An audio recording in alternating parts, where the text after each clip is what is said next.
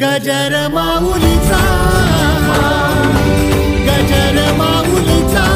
पुराचे हित वाहे माऊलीचे चित्त, ऐसे कळवळ्याची जाती करीला भावीण प्रीती. पोटे भार वाहे त्याचे सर्वस्व हे साहे, ऐसे कळवळ्याची जाती करीला भावीण प्रीती.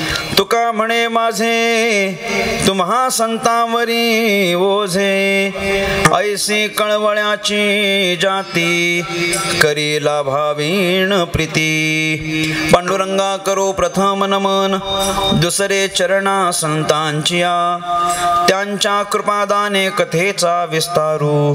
बाबाजी सद्गुरु दास तुका, योग ध्यान समायुक्तम निष्प्रपंचम परिग्रहं, प्रसन्नं वदनं शांतं मंगलं सुमनोहरं, ज्ञान वैराग्य संपन्न अखंड निज बोध रूपं, पूर्ण ब्रह्मा श्री सद्गुरे वामनाय नमोस्तुते. नसे आप पर ऐसा जगे जो महात्मा, विरक्ती श्रेष्ठ भक्ती स्मरे नित्य रामा. तिथी माघ पौर्णिमा साधो निवाट धरिले निज धामा, नमस्कार माझा सद्गुरु सावळा रामा. मस्तक माझा पायावरी या वार करे संतांच्या, लेकुराचे हित वाहे माऊलीचे चित्त, ऐसी कळवळ्याची जाती करीला भावेण प्रीती. विठ्ठला विठ्ठला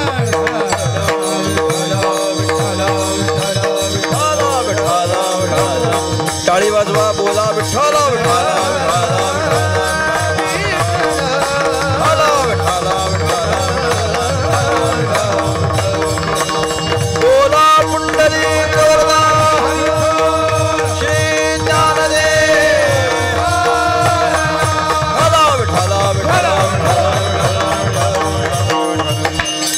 लेकुराचे हित वाहे माऊलीचे चित्त, ऐसी कळवळ्याची जाती करीला भावीण प्रीती.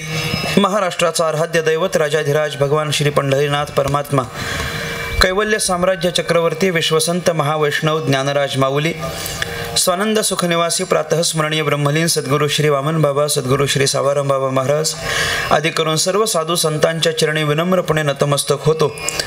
माझ्या समोर उपस्थित माझ्यापेक्षा ज्ञानाने वयाने अनुभवाने ज्येष्ठ श्रेष्ठ कीर्तनकार प्रवचनकार मातृभगिनी श्रोता गायक वादक आदी करून कलाकार वर्ग, तुम्हा सर्वांच्या चरणी साष्टांग प्रणिपात करून परमात्म्याच्या संकीर्तनाला आरंभ. विठ्ठला विठ्ठला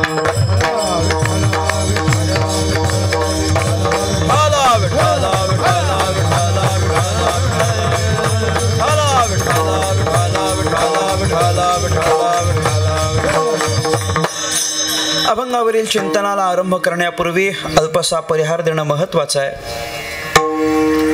आपल्या ह्या परिसरामध्ये अत्यंत प्रतिष्ठा संपन्न असलेले हे दिघे परिवार आणि परिवारातील मातोश्री वैकुंठवासी हरिभक्तीपरायणा सौ विमल दौलतराव दिघे यांच्या 5व्या पुण्यस्मरणाच्या निमित्तानं आजची ही कीर्तनाची सेवा माझ्यासारख्या एका सर्वसामान्य साधकाकडे सोपवली आहे. तद्निमित्तानं या ठिकाणी उपस्थित आहे. समस्त विश्वावर, आपल्या समस्त राष्ट्रावर आणि आपल्या सगळ्यांवरच 5 वर्षाच्या पूर्वी आलेलं ते अत्यंत भयानक आणि महामोठं असं संकट, आणि त्या संकटातून अनेकशी आपली जी जवळची मंडळी निघून गेली, त्यामध्ये काही मंडळी अशी होती की जी वास्तवतेनं निघून गेली, म्हणजे खरं त्या आजाराने निघून गेली. आणि त्या संधीचा गैरफायदा घेऊन अनेक मंडळींनी जेव्हा दुराचार केला, तेव्हा त्यातूनही काही मंडळी निघून गेली. वैद्यकीय क्षेत्राकडून जी अपेक्षा नव्हती तशी पण अपेक्षा त्यावेळेला वैद्यकीय क्षेत्राकडून घडली, आणि म्हणून त्याद्वारे सुद्धा काही लोकांचे प्राण गेले. म्हणजे अनेक लोक त्या महामारीचे अगदी त्याच्यामध्ये कारण नसताना निघून गेले. आणि त्याच्यापैकीच असलेले हे व्यक्तिमत्व म्हणजे दिघे परिवाराच्या ह्या मातोश्री आहेत की अगदी फारसा काही असा मोठा आजार नाही, फारसं काही असं मोठं कारण नाही की त्या निघून जातील, परंतु तो काळच असा होता की ज्या वेळेला ज्याची कल्पना नव्हती ती सुद्धा सगळी व्यक्तिमत्व आपल्यातून निघून गेली. म्हणून एक अकस्मात या दिघे परिवारावर दुःखाचं मोठं एक संकट आलं आणि मातोश्रींचं निघून जाणं झालं. मातोश्रींच्या जाण्याला आज 5 वर्ष पूर्ण होत आहेत. त्यांच्या पुण्यस्मरणाच्या निमित्तानं आजची ही कीर्तनाची सेवा माझ्यासारख्या एका सर्वसामान्य साधकाकडे सोपवली आहे, तर निमित्तानं या ठिकाणी उपस्थित आहे. पुण्यस्मरण अथवा वर्षश्राद्ध अथवा पुण्यतिथी हे कार्यक्रम काहीतरी निमित्तानं असतात. विठ्ठला विठ्ठला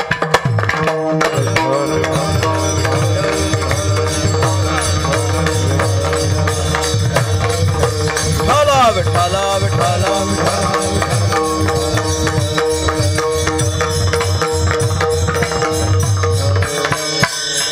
पुढं बसलं की मला बघता येईल, बाकी काही नाही. पुण्यस्मरणाचे, पुण्यतिथीचे, श्राद्धाचे कार्यक्रम हे नैमित्तिक कार्यक्रम आहेत. त्याच्या मागे काहीतरी हेतू आहे. श्राद्ध करतो म्हणजे आपण उगाच करतो असं नाही, त्याच्या मागे काहीतरी हेतू आहे.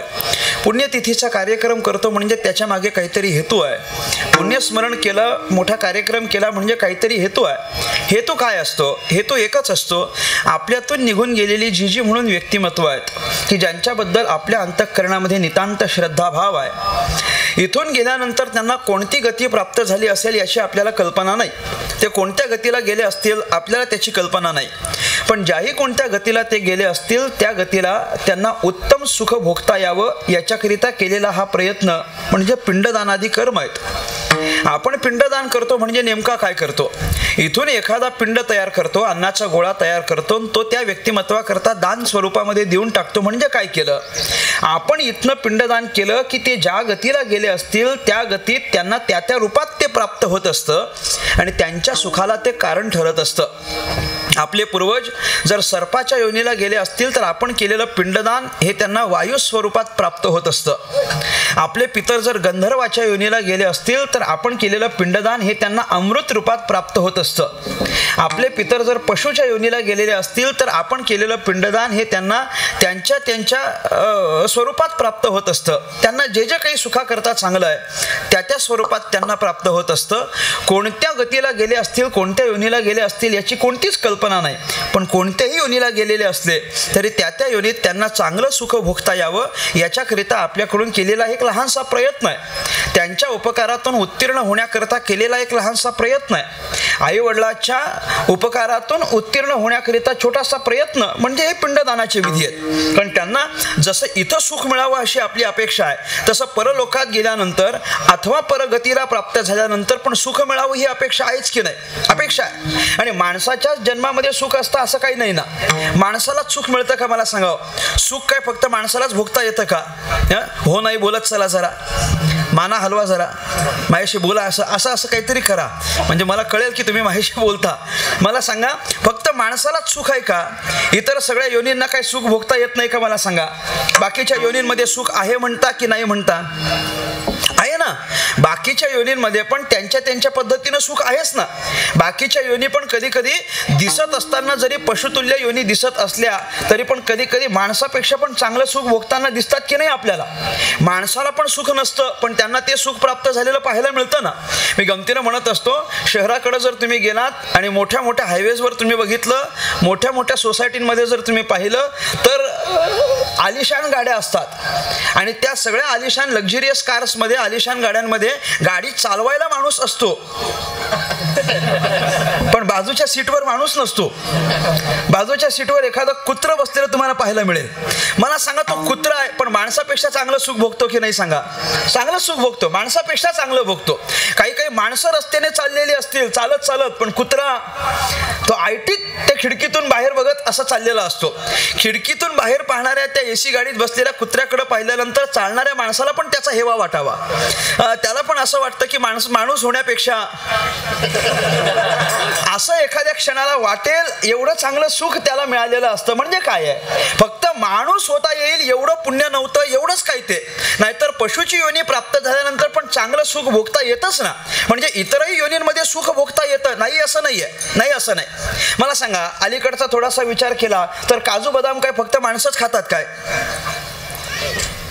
म्हणजे आता याबद्दल इकडच्या परिसराचा मला फारसा अनुभव नाही आहे, पण काजू बदाम फक्त माणसंच खातात असं नाही, काही बैल पण खातात आणि काही काही घोड्यांना पण देतात की नाही.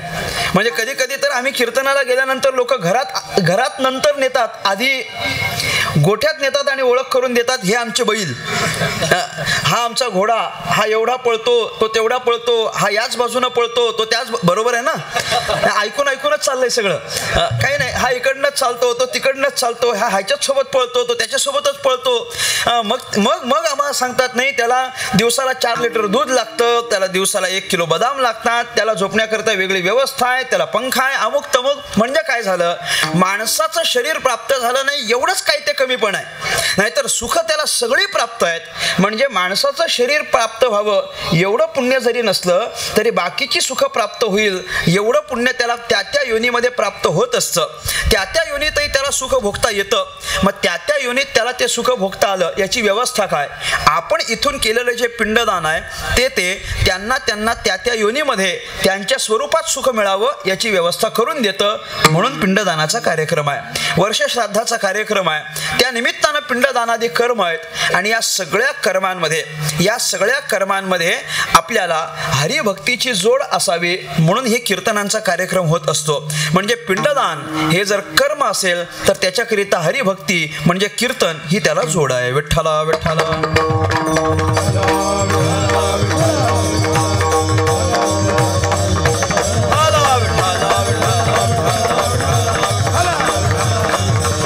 जड जीवा तारण हरि एक, हरि एक, जड जीवा तारण हरि एक, हरि एक, जड जीवा तारण हरि एक, हरि एक, जड जीवा तारण हरि एक. राम कृष्ण सर्व दोष हर, जीवा तरण हरि एक,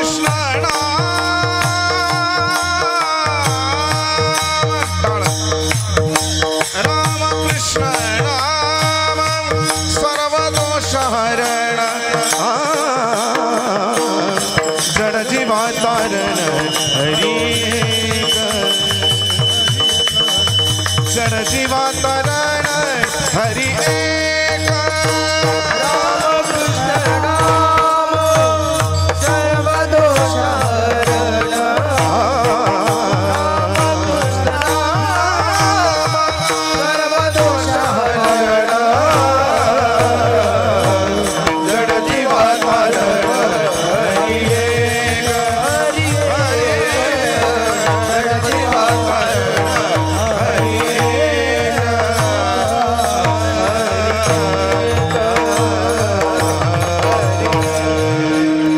जड जीवा तारण हरी एक.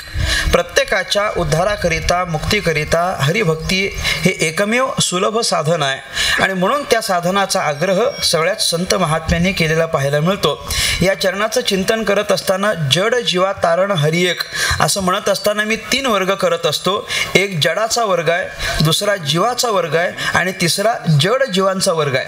म्हणजे तिसऱ्या वर्गामध्ये हे येतात की ते जीव आहेत पण जड आहेत. ते दिसायला जीवासारखे असतात पण बुद्धीनं मात्र जडासारखे असतात, म्हणून त्यांना मी जड जीव करत असतो. मग तो जड असो अथवा जीव असो अथवा जड जीव असो, प्रत्येकाच्या उद्धाराचं साधन म्हणजे रामकृष्ण नाम हेच असल्या कारणानं सगळ्यांनी त्याचा आग्रह केलाय. असो, कर्माला जोड ही हरिभक्तीची असावी म्हणून हे कीर्तन आहे. मातोश्रींच्या या 5व्या पुण्यस्मरणाच्या निमित्तानं ही कीर्तनाची सेवा आहे. कीर्तन सेवेकरिता निवडलेला अभंग संत श्रेष्ठ तुकाराम महाराज यांचा आहे. अभंग 4 चरणांचा आहे, सगळ्यांच्या परिचयाचा आहे, बहुतेकांच्या पाठांतरातला आहे, जवळजवळ सगळ्या वारकऱ्यांच्या रोजच्या म्हणण्यातला हा अभंग आहे. लेकुराचे हित वाहे माऊलीचे चित्त, ऐसी कळवळ्याची जाती करेला भावीण प्रीती. सगळ्यांच्या परिचयाचा रोजच्या म्हणण्यातला काय, रोजच्या म्हणण्यातला कारण काकड्यातला पहिल्याच मालिकेतला असलेला हा अभंग आहे. त्यामुळे हा अभंग सगळ्यांच्या परिचयाचा म्हणजे ज्याचा काकड्याचा संबंध आहे त्याचा हा अभंग नित्य परिचयाचा, ज्याचा संबंध नाही त्यांच्या बाबतीत माझं काहीच म्हणणं नाही, काही म्हणणं नाही. पण पण ज्यांच्या बाबतीत ज्यांचा काकड्याचा संबंध आहे त्यांचा रोजच्या म्हणण्यातला हा अभंग आहे, सगळ्यांच्या परिचयाचा अनेक वेळेला ऐकलेला हा अभंग आहे. या अभंगाच्या माध्यमातून संत श्रेष्ठ तुकाराम महाराजांनी आपली पारमार्थिक जबाबदारी संतांवर देण्याची भाषा केलेली आहे. तुका म्हणे माझे तुम्हा संतांवरी ओझे, माझी परमार्थाची पूर्ण जबाबदारी आम्ही तुमच्यावर सोपवत आहोत, अशी तुकाराम महाराजांची या अभंगातली भाषा आहे. ज्या वेळेला काहीतरी ओझं आपल्याला वाटतं तेव्हा आपल्याकडचं ओझं दुसऱ्याला द्यावं असं आपल्याला वाटत असतं. आता आपल्याकडचं ओझं दुसऱ्याला द्यावं असं जेव्हा जेव्हा वाटतं, कधी वाटतं? मुळात ओझं म्हणजे काय या प्रश्नाचा जर विचार करायचा झाला तर मी म्हणत असतो, ओझं कशाला म्हणतात? ओझं कशाला म्हणतात? जे दुसऱ्याचं आहे पण आपल्याकडं राहिलेलं आहे त्याला आपल्याला ओझं म्हणावं लागतं. स्वतःचं स्वतःला ओझं नसतं, दुसऱ्याचं आलं की त्याचं काय होतं? ओझं होतं. आपलंच आपल्याला असलं की त्याला ओझं म्हणतात का? ओझं म्हणत नाही. मी म्हणत असतो, एक 10-15 वर्षापूर्वी तुम्ही पंढरपुरात गेला असतात तर चंद्रभागेच्या त्या वाळवंटामध्ये बऱ्याचशा पंढरपुरातल्या म्हशी वावरत असताना तुम्हाला दिसल्या असत्या. त्या म्हशींचं एक वैशिष्ट्य होतं. काय? त्यांची शिंग. त्यांची शिंग हे त्या पंढरपूरच्या म्हशींचं वैशिष्ट्य होतं. आता पंढरपुरात फार काही तेवढ्या म्हशी दिसत नाहीत, पण त्या पूर्वीच्या म्हशी त्यांचे वैशिष्ट्य होतं काय? त्यांची अशी लांब लांब शिंग असायची, भरपूर लांब, अशी तलवारीसारखी दिसतील अशी शिंग असायची. एवढी मोठी शिंग जरी असली तरी ती शिंग लांब आहेत, ती शिंग वजनी आहेत, म्हणून म्हशीला तिची शिंग वजनी होतील का? मला सांगावं, होत नाहीत. ज्याप्रमाणे म्हशीला तिची शिंग वजनी होत नाहीत, त्याचं ओझं वाटत नाही, त्याप्रमाणे आपल्याकडं कोणतीही वस्तू असली, आपलं असेल ओझं नाही, दुसऱ्याचं असेल किती ओझं आहे. आपलं किती असू द्या त्याचं ओझं वाटत नाही, दुसऱ्याचं थोडं जरी आलं तरी त्याचं ओझं वाटतं. पटत नसेल तुम्ही वारीला जाऊन पहा. तुम्ही वारीला जाऊन पहा. वारीला गेलात की प्रत्येक साधकाकडं, वारकऱ्याकडं त्याची त्याची बॅग असते. पूर्वी शबनम असायची, आता पाठीवरच्या बॅग असतात, पण असते. प्रत्येकाकडं काही काही एक बॅग असते, त्यात त्याचं भरपूर सामान असतं, भरपूर सामान असतं. त्यात पुणे सोडलं की ते बॅग जड होते. पुणे सोडलं की ती बॅग जड होते, घाटात जास्ती जड होते. तिथपर्यंत बरंच काही काही दिलेलं असतं की नाही. म्हणजे वारकऱ्याची नाही जड होत, ते बाकीचे घेऊन गेलेले असतात ना, त्यांच्याकरता ती जड होते. आता भरपूर त्याच्यामध्ये त्याचं सामान आहे, स्वतःचं सामान भरपूर आहे, पण त्याचं जरी त्याला असलं तरी ओझं होत नाही. आणि दुसरं जर कुणीतरी येऊन सांगितलं आमची एवढी अर्धा लिटरची पाण्याची बाटली ठेवता का बॅगेत, मग तो म्हणतो नाही हो, आधीच एवढं वजन आहे त्यात तुमचं कुठं ठेवू. आता एवढ्या वजनात त्या अर्धा लिटरचं काय बिघडणार आहे मला सांगा? काय वजन होणार आहे का? त्याला होत नाही, पण तरी त्याला ओझं वाटलं. कारण काय? कारण काय? ते दुसऱ्याचं आहे, दुसऱ्याचं आहे. म्हणजे तो ठेवूनच घेत नाही असं नाही बरं का. वारकरी चांगला असतो, तो ठेवूनच घेत नाही असं नाही. तो बाटली ठेवून घेतो पण पुढची व्यवस्था लावून घेतो. म्हणजे काय व्यवस्था लावून घेतो? बाटली ठेवून घेतो पण अर्धा वेळ मी बॅग घेईन आणि अर्धा वेळ तुम्ही घ्यायची. बस तुम्हा संतांवरी लावून घेऊ नका. परंतु आपलं असेल की त्याचं ओझं नसतं, दुसऱ्याचं असेल की त्याचं ओझं वाटत असतं.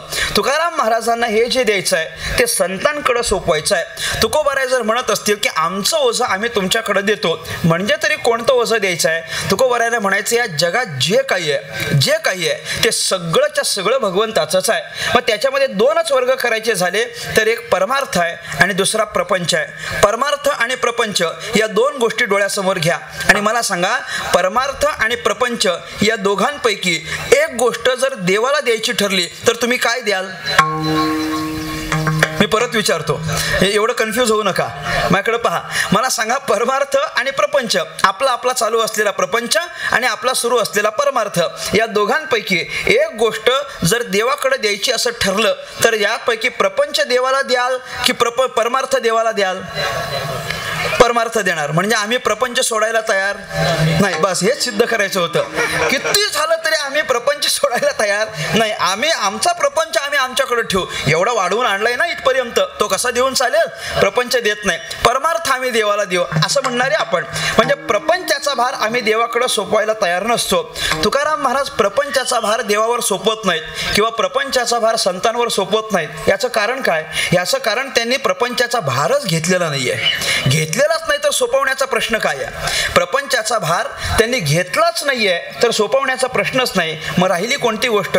एकच परमार्थ आहे. तुकोबारायांच्या संपूर्ण जीवनचरित्राचा आपण जर अभ्यास केला तर त्यांचा विषय एकच परमार्थ आहे. मग राहिलेला तो परमार्थ आहे, तोही यथासांग व्हावा, तो देवाच्या चरणी व्यवस्थित समर्पित व्हावा, तो आमच्याकडून व्यवस्थित व्हावा. याकरता हा परमार्थ आम्ही संतांकडे सोपवतो आणि संतांनी आमच्या परमार्थाची जबाबदारी घ्यावी अशी तुकोबारायांची तुकोबाऱ्यांची या अभंगातली भाषा आहे. विठ्ठला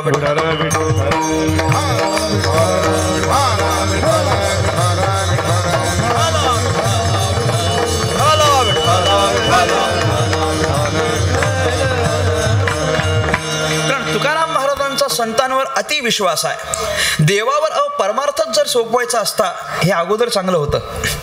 परमार्थच जर परमार्थ देवावर काय म्हणत होतो मी, संतांवर अतिविश्वास आहे. हा, तुकाराम महाराजांना जर पाहिजे होतं तर तुकाराम महाराजांनी परमार्थ देवावर पण सोपवला असता. पण तुकाराम महाराज परमार्थ देवावर न सोपवता तुकाराम महाराज परमार्थ संतांवर सोपवतात. याची काहीतरी विशेष कारणं असली पाहिजेत की नाही. वास्तविक देवाचा आहे ना, मग तो देवाला दिला असतं तर काय बिघडलं असतं. देवाकडे देत नाहीत. तुकाराम महाराज संतांकडून अपेक्षा करतात. असं का करतात त्याला काही कारण आहेत. तुकाराम महाराजांचा संतांवर एकतर अतिशय विश्वास आहे आणि जेव्हा जेव्हा आपल्या संबंधानं काहीतरी हिताची गोष्ट व्हावी अशी अपेक्षा असते तेव्हा तेव्हा तुकाराम महाराज संतांनाच पुढे करतात की नाही. गोमटे ते करा माझे, गोमटे ते करा माझे, गोमटे करा माझे, गोमटे करा माझे, गोमटे ते करा माझे, गोमटे ते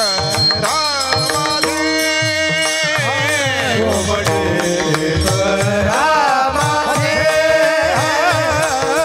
गोमटे करा माझे, गोमटे ते करा माझे, भार ओझे तुम्हासी, गोमटे ते करा माझे, भार ओझे तुम्हासी, गोमटे ते करा माझे, भार ओझे तुम्हासी, गोमटे ते करा माझे, भार ओझे तुम्हासी, भार ओझे तुम्हासी, गोमटे ते करा माझे, गोमटे ते करा माझे, गोमटे ते करा माझे, भार ओझे तुम्हासी, बोला बोला, गोमटे ते करा माझे, भार ओझे तुम्हासी, गोमटे ते करा माझे, भार ओझे तुम्हासी, गोमटे ते करा माझे, भार ओझे तुम्हासी, भार ओझे तुम्हासी, गोमटे ते करा माझे, गोमटे ते करा माझे,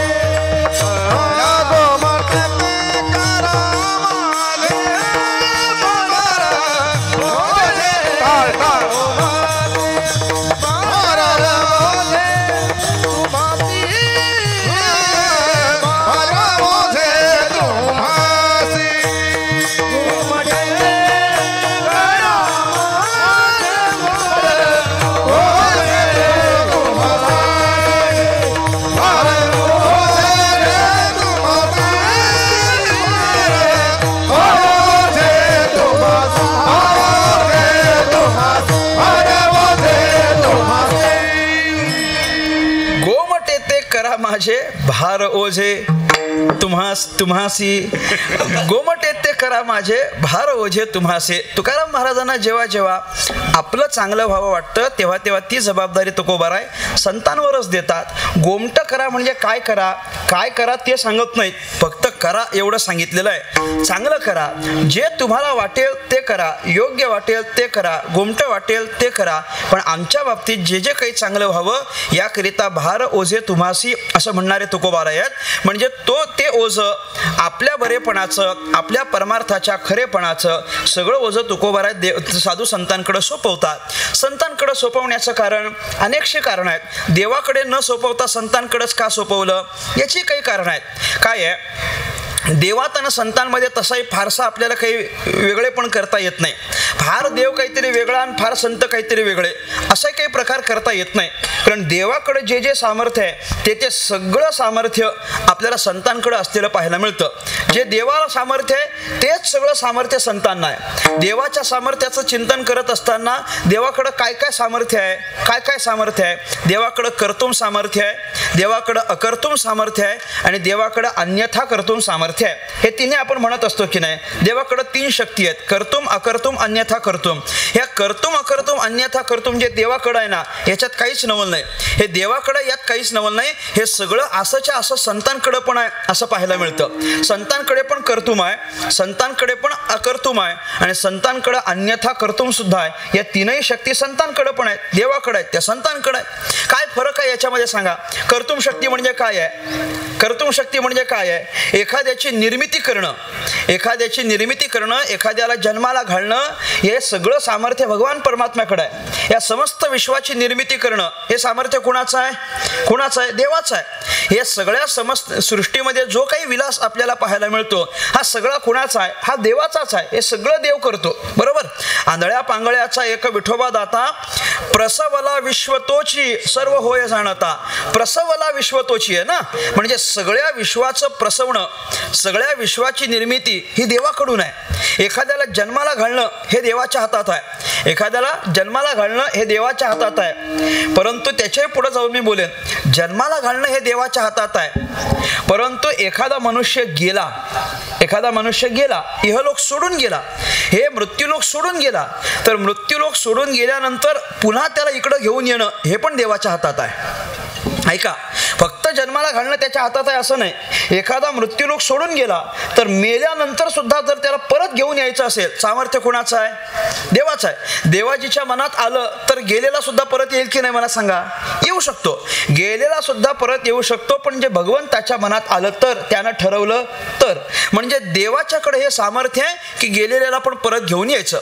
कधी तुम्ही पहा, कृष्णचरित्र जर तुम्ही पाहाल तर भगवान परमात्मा म्हणजे कृष्णावतारामध्ये सांदीपनी मुनींकडे अनेक वर्षांच्या पर्यंत विद्याग्रहण करण्याकरता राहिले की नाही, विद्यार्जनाकरता राहिले. त्यांचा विद्यार्जनाचा काल संपला. ती काही वर्ष होती तेवढी वर्षपर्यंत ते राहिले. विद्यार्जनाचा काळ संपल्यानंतर मग आता काहीतरी गुरुदक्षिणा दिली पाहिजे की नाही, गुरुदक्षिणा दिली पाहिजे. तेव्हाच्या काळात गुरुदक्षिणा कंपल्सरी होती. मग आता देऊच नाही असं पण काही भाग नाही, परंतु तेव्हा ते द्यावंच लागायचं.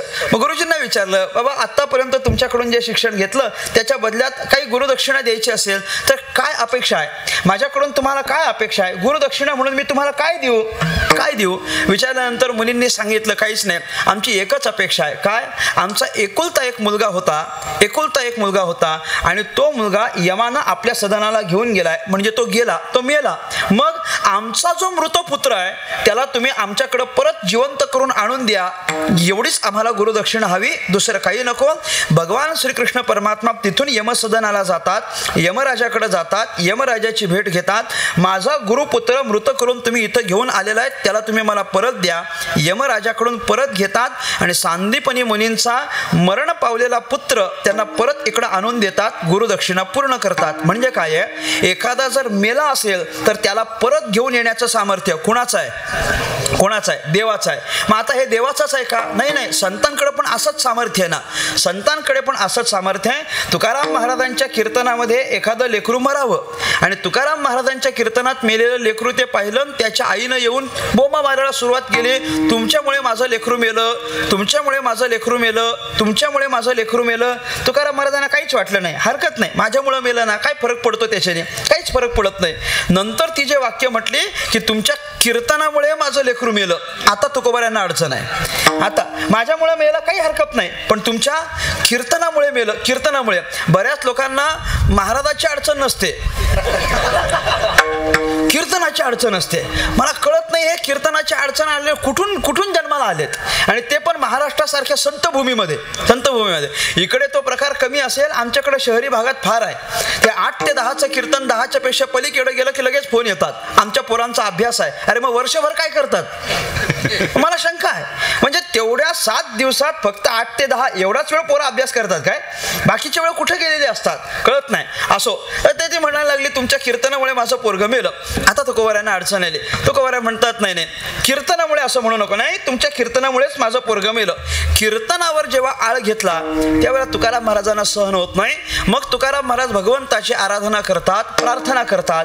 आत्तापर्यंत आम्ही केलेल्या भक्तीचं फळ आणि देवा तुम्हाला काही द्यायचंच असेल तर काय द्या. तुमच्या भक्तीवर आलेला हा जो आळ आहे ना तो आळ येऊ नये याच्याकरता काहीतरी करा.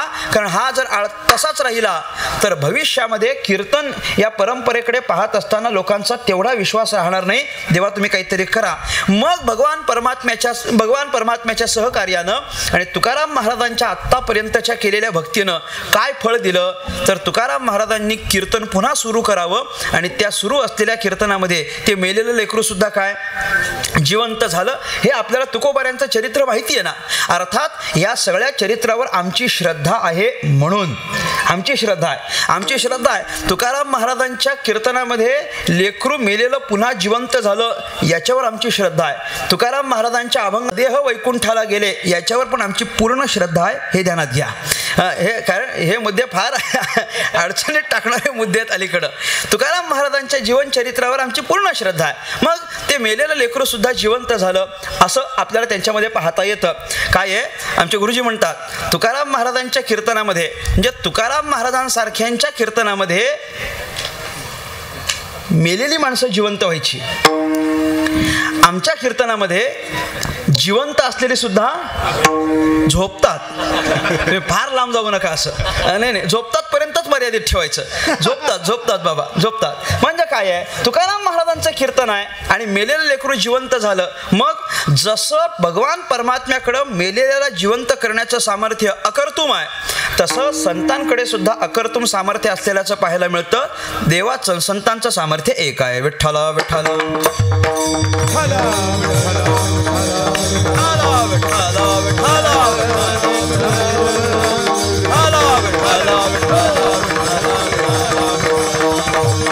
धन्य तुकोबा समर्थ समर्थ धन्य तुकोबा समर्थ धन्य तुकोबा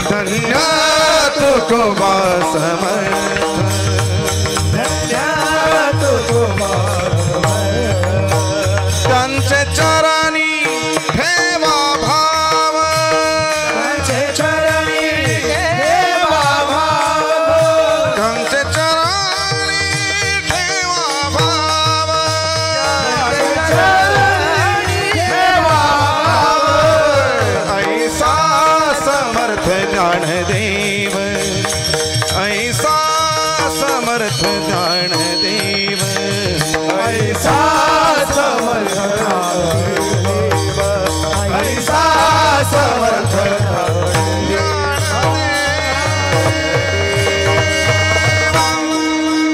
सगळ्या संतांकडे आपल्याला ही उदाहरणं पाहायला मिळतील. अगदी धन्य तुकोबा समर्थ जेणे केला पुरुषार्थ. तुकाराम महाराजांच्या संबंधानं किंवा ज्ञानदेवांच्या संबंधानं सुद्धा सच्चिदानंद बाबांच्या वेळेचा घडलेला तो प्रसंग म्हणजे याच अर्थाचा आपल्याला पाहता येतो. अशा सगळे प्रसंग पाहिले तर देवाकडं कर्तुम शक्ती आहे तशी संतांकडं कर्तुम शक्ती आहे एक. दुसरी काय आहे अकर्तुम शक्ती आहे. देवाकडे अकर्तुम शक्ती आहे तशी संतांकडे पण अकर्तुम शक्ती आहे. देवाकडे अन्यथा कर्तुम आहे संतांकडे पण अन्यथा कर्तुम शक्ती आहे. अकर्तुम शक्ती म्हणजे काय ज्याच्याकडे जे सामर्थ्य नाही त्याला ते सामर्थ्य प्रदान करायचं याला अकर्तुम शक्ती म्हणतात की नाही. ज्याच्याकडे जे सामर्थ्य नाहीये मग प्रभू प्रभुरामचंद्रांचं उदाहरण पहा. दगडात सामर्थ्य नाही, पण तरी राम नाम त्याच्यावर लिहिल्यानंतर त्याला तरण्याचं सामर्थ्य परमेश्वरानं दिलं की नाही.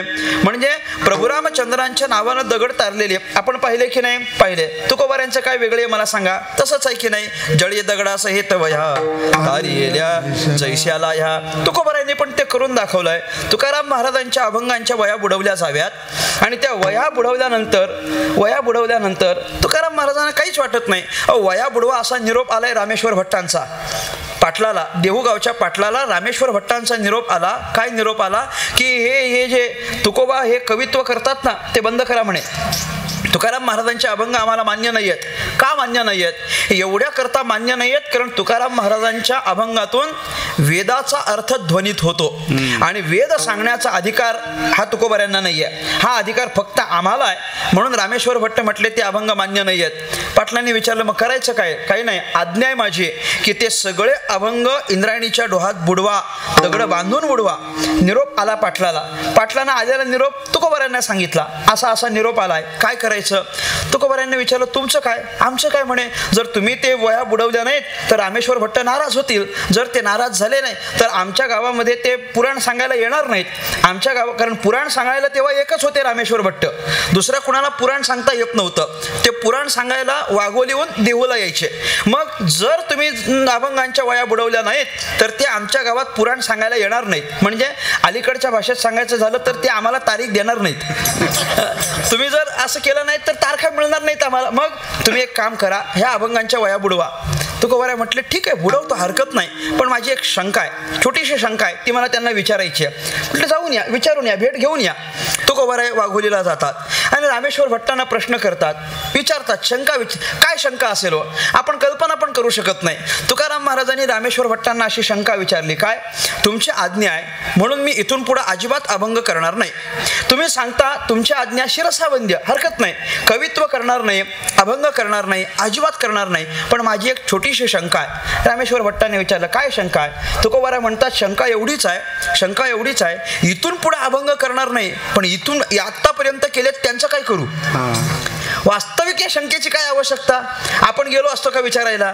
गेलो नसतो. तुकोबाऱ्या विचारतात आतापर्यंत हे अभंग केलेत यांचं काय करू? मग रामेश्वर भट्टाने सांगितलं ते बुडवा सांगितल्यानंतर तुकोबाऱ्या म्हटले हरकत नाही, दगडासहित बुडवलं. तुकाराम महाराजांना त्याचं काहीच वाटत नाही बरं का. एक दिवस, पहिला दिवस तुकाराम महाराजांचा तसाच, अगदी काही वाटलं नाही तुकाराम महाराजांना. पण नंतर काही गावकरी, काही स्नेही संबंधी ते सगळे तुकाराम महाराजांकडे आले. तुकोबाऱ्याने म्हणायला लागले आतापर्यंत केलेल्या भक्तीचं काय फळ मिटलं म्हटलं तुम्हाला? केलेले सगळे अभंग तुमच्या समोर इंद्राणीत बुडवले तरी पण तुमचा देव काहीच करू शकला नाही, करायचं काय? तुकाराम महाराजांना आत्ता पहा तुम्ही चरित्र. दुसऱ्या दिवशीपासून तुकाराम महाराजांचा उद्वेग आहे. पहिल्या दिवशी तुकाराम महाराजांना काही उद्वेग नाही आहे. मग दुसऱ्या दिवसाच्या नंतर तुकाराम महाराज अनुष्ठानाला बसतात आणि मग 13 दिवसानंतर भगवंताने यावं आणि ते अभंगांच्या वया तारून दाखवाव्या. मग तुकाराम महाराजांच्या अभंगांच्या त्या वयात तरल्या. बरं, नुसत्या तरल्या असं नाही, दगडासहित तरल्या. दगडासहित, नुसत्या अभंगांच्या वयाच तरल्या असं नाही, ते दगडासहित तारल्या गेल्या. मी नेहमी म्हणत असतो निज सत्ते तुम्ही रक्षिला, निज सत्ते तुम्ही रक्षिला, निज सत्ते तुम्ही रक्षिला. सहजे लीळे उदकी वया, सहजे लीळे उदकी वया,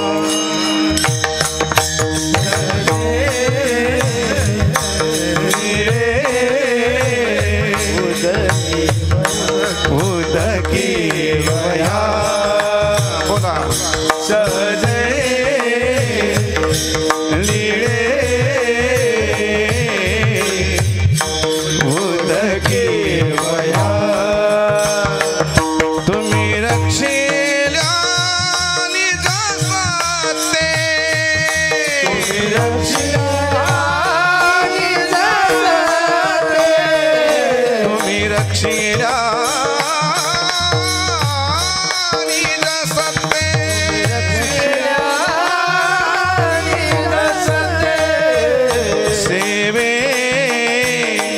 लागी सेवे लागी सेवक झालो सेवे लागी सेवे लागी सेवक सेवे लागी सेवक सेवे लागी सेवक झालो सहज लिळे अगदी सहज आणि अगदी लीलया तुकाराम महाराज ते लीलया करून दाखवतात.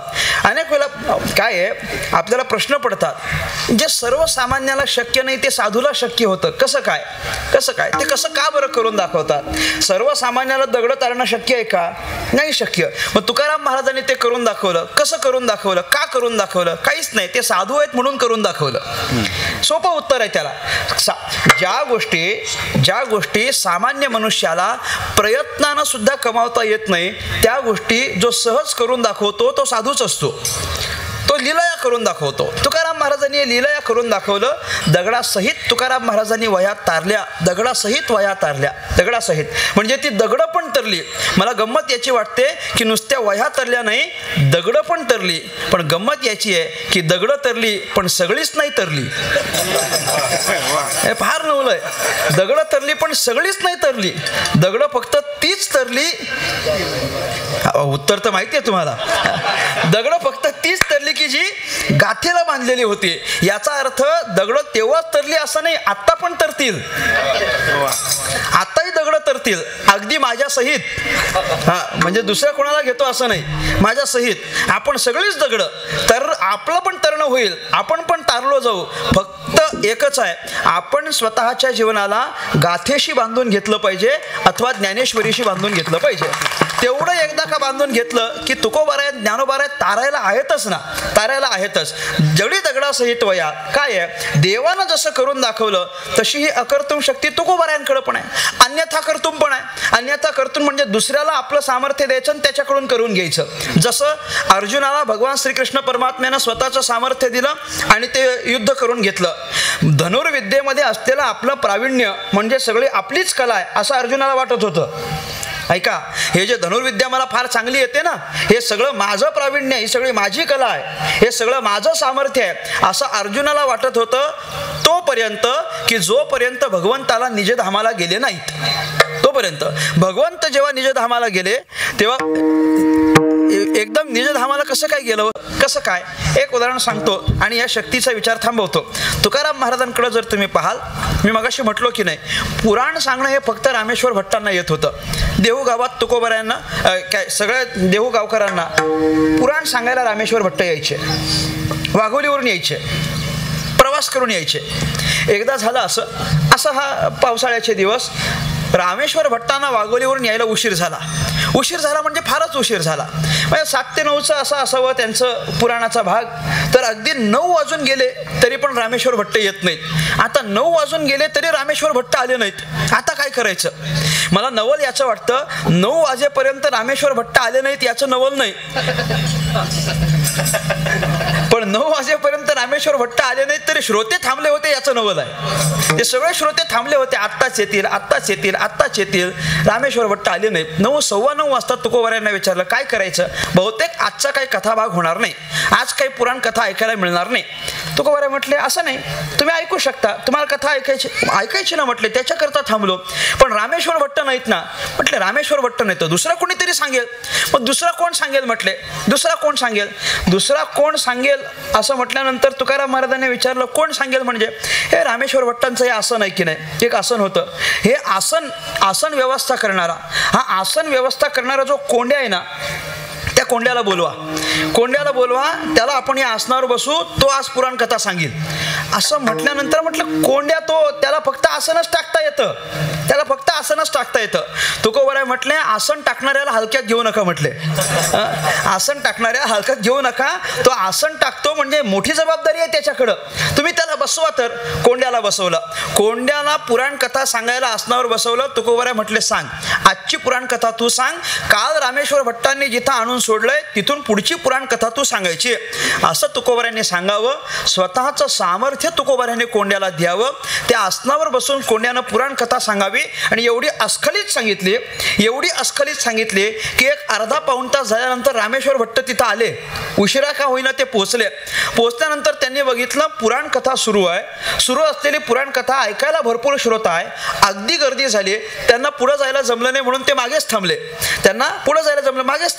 मागे थांबून त्यांनी एक 5 मिनिटं ऐकलं की बाबा काय कथा सांगली आहे, कोण कथा सांगताय, आपण ऐकू. त्यांनी ऐकलं की कथा एवढी अस्खलित आणि व्यवस्थित सुरू होती की ते ऐकून आजूबाजूच्या लोकांना रामेश्वर भट्टाने विचारलं, हे कुठला काशीचा ब्राह्मण बोलवलाय म्हटले पुराण कथा सांगायला? कोण ब्राह्मण आहे? ब्राह्मण विचारल्यानंतर ते म्हणले, नाही असं कोणीच नाही. अहो तो तुमचा आसन व्यवस्था टाकणारा कोंड्या आहे ना, तो बसलाय पुराण कथा सांगायला. मला सांगा, कोंड्यानं पुराण कथा सांगावी एवढं सामर्थ्य त्याच्याकडे आहे काय? नाही, तेवढं सामर्थ्य त्याच्याकडे नाही. पण तरी पण तो पुराण कथा सांगू लागला. याचं कारण काय आहे? तुकोबारायांनी आपलं सामर्थ्य त्याला द्यावं म्हणून. आम्ही पण रोज कीर्तनामध्ये असताना, नामस्मरण करत असताना तुकोबांचं, ज्ञानदेवांचं नामचिंतन करतो. कारण काय? आमच्याकडं कुठं सामर्थ्य आहे तेवढं. एखाद्या अभंगाचा अर्थ उकलून श्रोत्याला सांगावा एवढं सामर्थ्य नाहीये. मग तुकोबाराय कृपा करतात, मग अर्थ सांगता येतो. ज्ञानोबाराय कृपा करतात, मग अर्थ सांगता येतो. आणि तशी कृपा न झाली तर कविता गाण्यांचा आधार घ्यावा लागतो. विठ्ठला विठ्ठला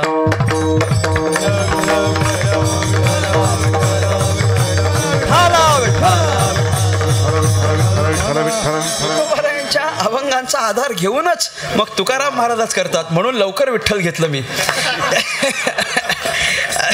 एक तर आधीच ते लाईव्ह चालू आहे असलं लाईव्ह, पण ते नंतर टाकणार आहेत.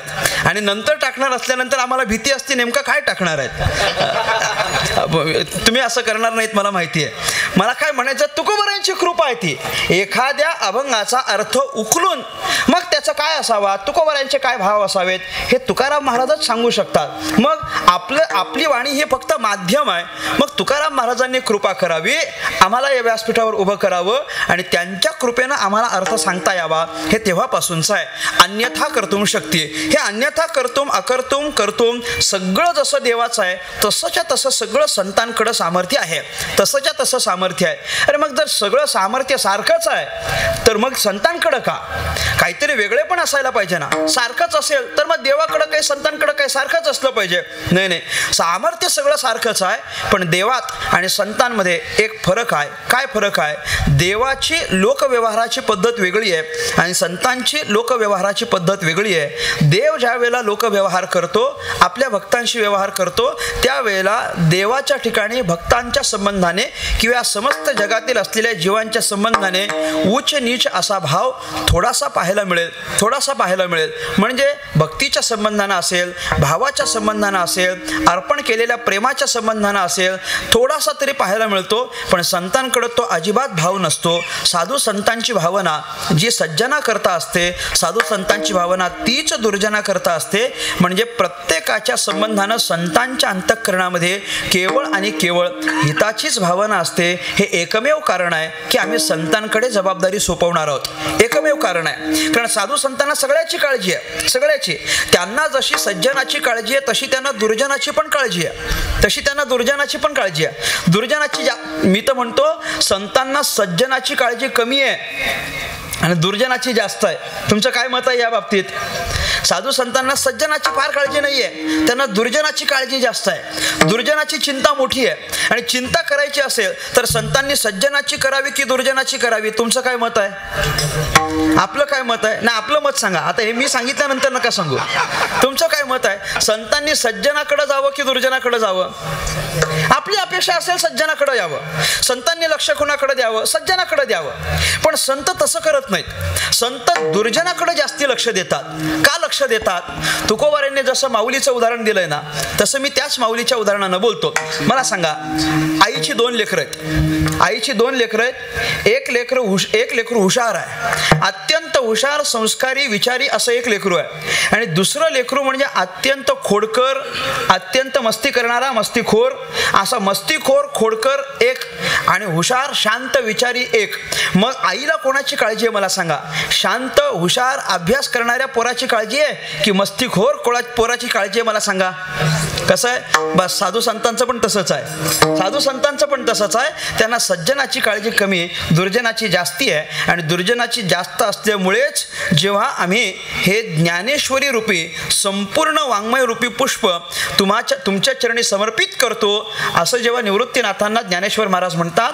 आणि या सगळ्या वाङ्मयीन यज्ञाबद्दल तुम्ही आम्हाला काहीतरी द्या, पसाय दान द्या असं म्हणत असताना द्या म्हटले, विश्वात्मके द्यावे.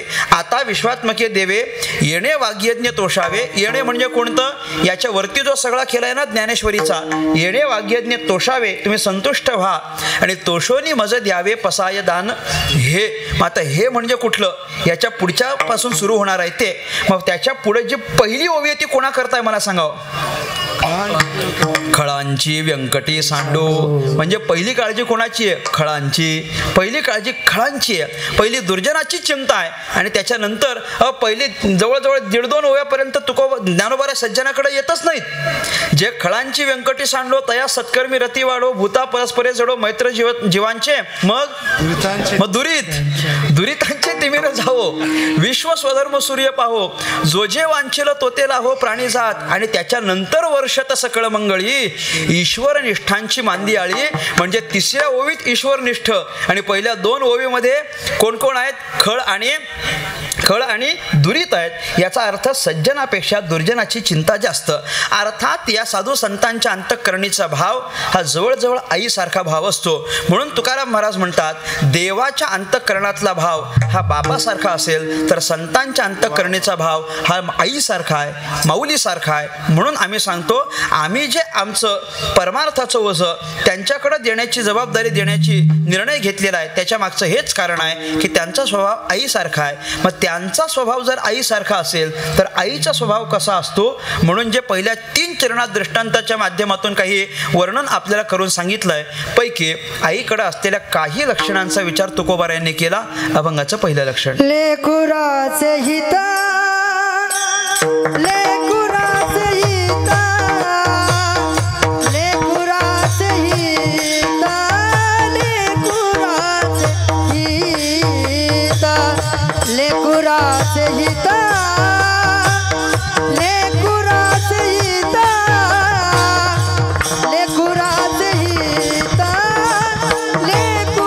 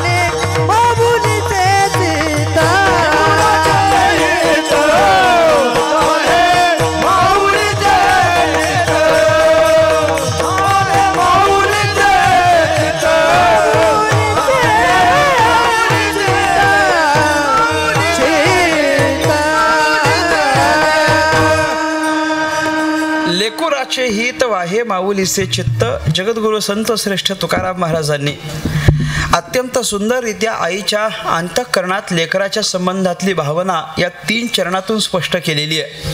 मला वाटतं जेवढ्या सुंदर आणि सटीक पद्धतीनं तुकाराम महाराज या पहिल्या 3 चरणातून आईचं व्यक्तिमत्व मांडतात तेवढं सुंदररित्या आईचं व्यक्तिमत्व मांडणं हे जगात कोणाला शक्य होणार नाही, कोणालाच शक्य होणार नाही. याच्यापेक्षा उत्तम तुम्ही काहीही घेऊन या. मी तेवढ्या लांब नव्हतो गेलो, मी जवळच आहे तुमच्या. याच्यापेक्षा तुम्ही काहीही घेऊन या, पण या 3 चरणापेक्षा व्यतिरिक्त आई असूच शकत नाही, असूच शकत नाही. काय वेगळं वर्णन करायचं मला सांगा ना. तुम्ही फक्त नाही या कीर्तनात जर नाही झालं तर तुम्ही घरी गेल्यानंतर पुन्हा एकदा गाथा काढून वाचा, गाथा काढून वाचा. ही जी 3 चरणातली लक्षणं आहेत ना ती सर्वोत्तम लक्षण आहे. हे आईचं केलेलं सर्वोत्तम वर्णन आहे आणि ते तुकोबाऱ्यांव्यतिरिक्त एवढ्या कमी शब्दात कुणीच करू शकत नाही. सगळा भाव कमी शब्दात सांगणं हे तुकोबाऱ्यांचं कौशल्य आहे. सगळाच्या सगळा भाव कमीत कमी शब्दात सांगणं हे दुसऱ्या कोणाला नाही जमत, फक्त तुकोबाऱ्यांना जमतं. त्यामुळे आईसारखं श्रेष्ठोत्तम असलेलं व्यक्तिमत्व 3 चरणात सांगावं अवघ्या, ते पण दिडक्या अभंगाच्या. मोठा अभंग आहे असंही नाही, 3 चरणात दिडक्या अभंगाच्या 3 चरणात सांगायचं हे तुकोबाऱ्यांचं कौशल्य आहे. लेकुराचे हित वाहे माऊलीचे चित्त म्हणजे काय आहे? माऊली कोणाला म्हणायचं? जिचं चित्त सदैव लेकराच्या हिताकडेच प्रवाहित होत असतं तिला माऊली म्हणायचं. पहिलं लक्षण, जिचं चित्त लेकराच्या हिताकडे प्रवाहित होतं तिला माऊली असं म्हणायचं. मी मुद्दामून अगदी असला तरी जाणे हा पाठ घेत नाही, म्हणजे क्षमा करून बोलतो, क्षमा मागून बोलतो. काय आहे तो जाणे हा पाठ मी का घेत नाही? लेकुराचे हित जाणे असं नाही आहे, लेकुराचे हित वाहे.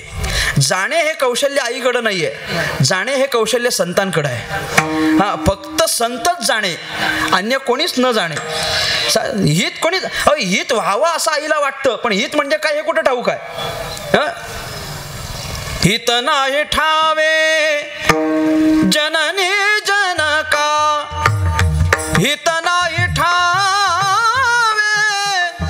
जननी जनका. हित नाही ठावे जननी जनका, जननीला पण नाही ठावे आणि जनकाला पण नाही ठावे. जननी म्हणजे माता आणि जनक म्हणजे पिता. माता पित्याला हित व्हावं वाटतं. ऐका बारीक आहे, हित व्हावं वाटतं, पण हित म्हणजे काय कुठं कळतं? नाही ना कळत. मी एका ठिकाणी कीर्तनाला गेलो, कीर्तन संपलं. कीर्तन संपल्यानंतर माऊली आली आणि मला म्हणायला लागली, महाराज आपल्या घरी चला, महाराज घरी चला. म्हटलं काय काय काय विशेष? विशेष काही नाही, आपलं चहा पाण्याला घरी चला.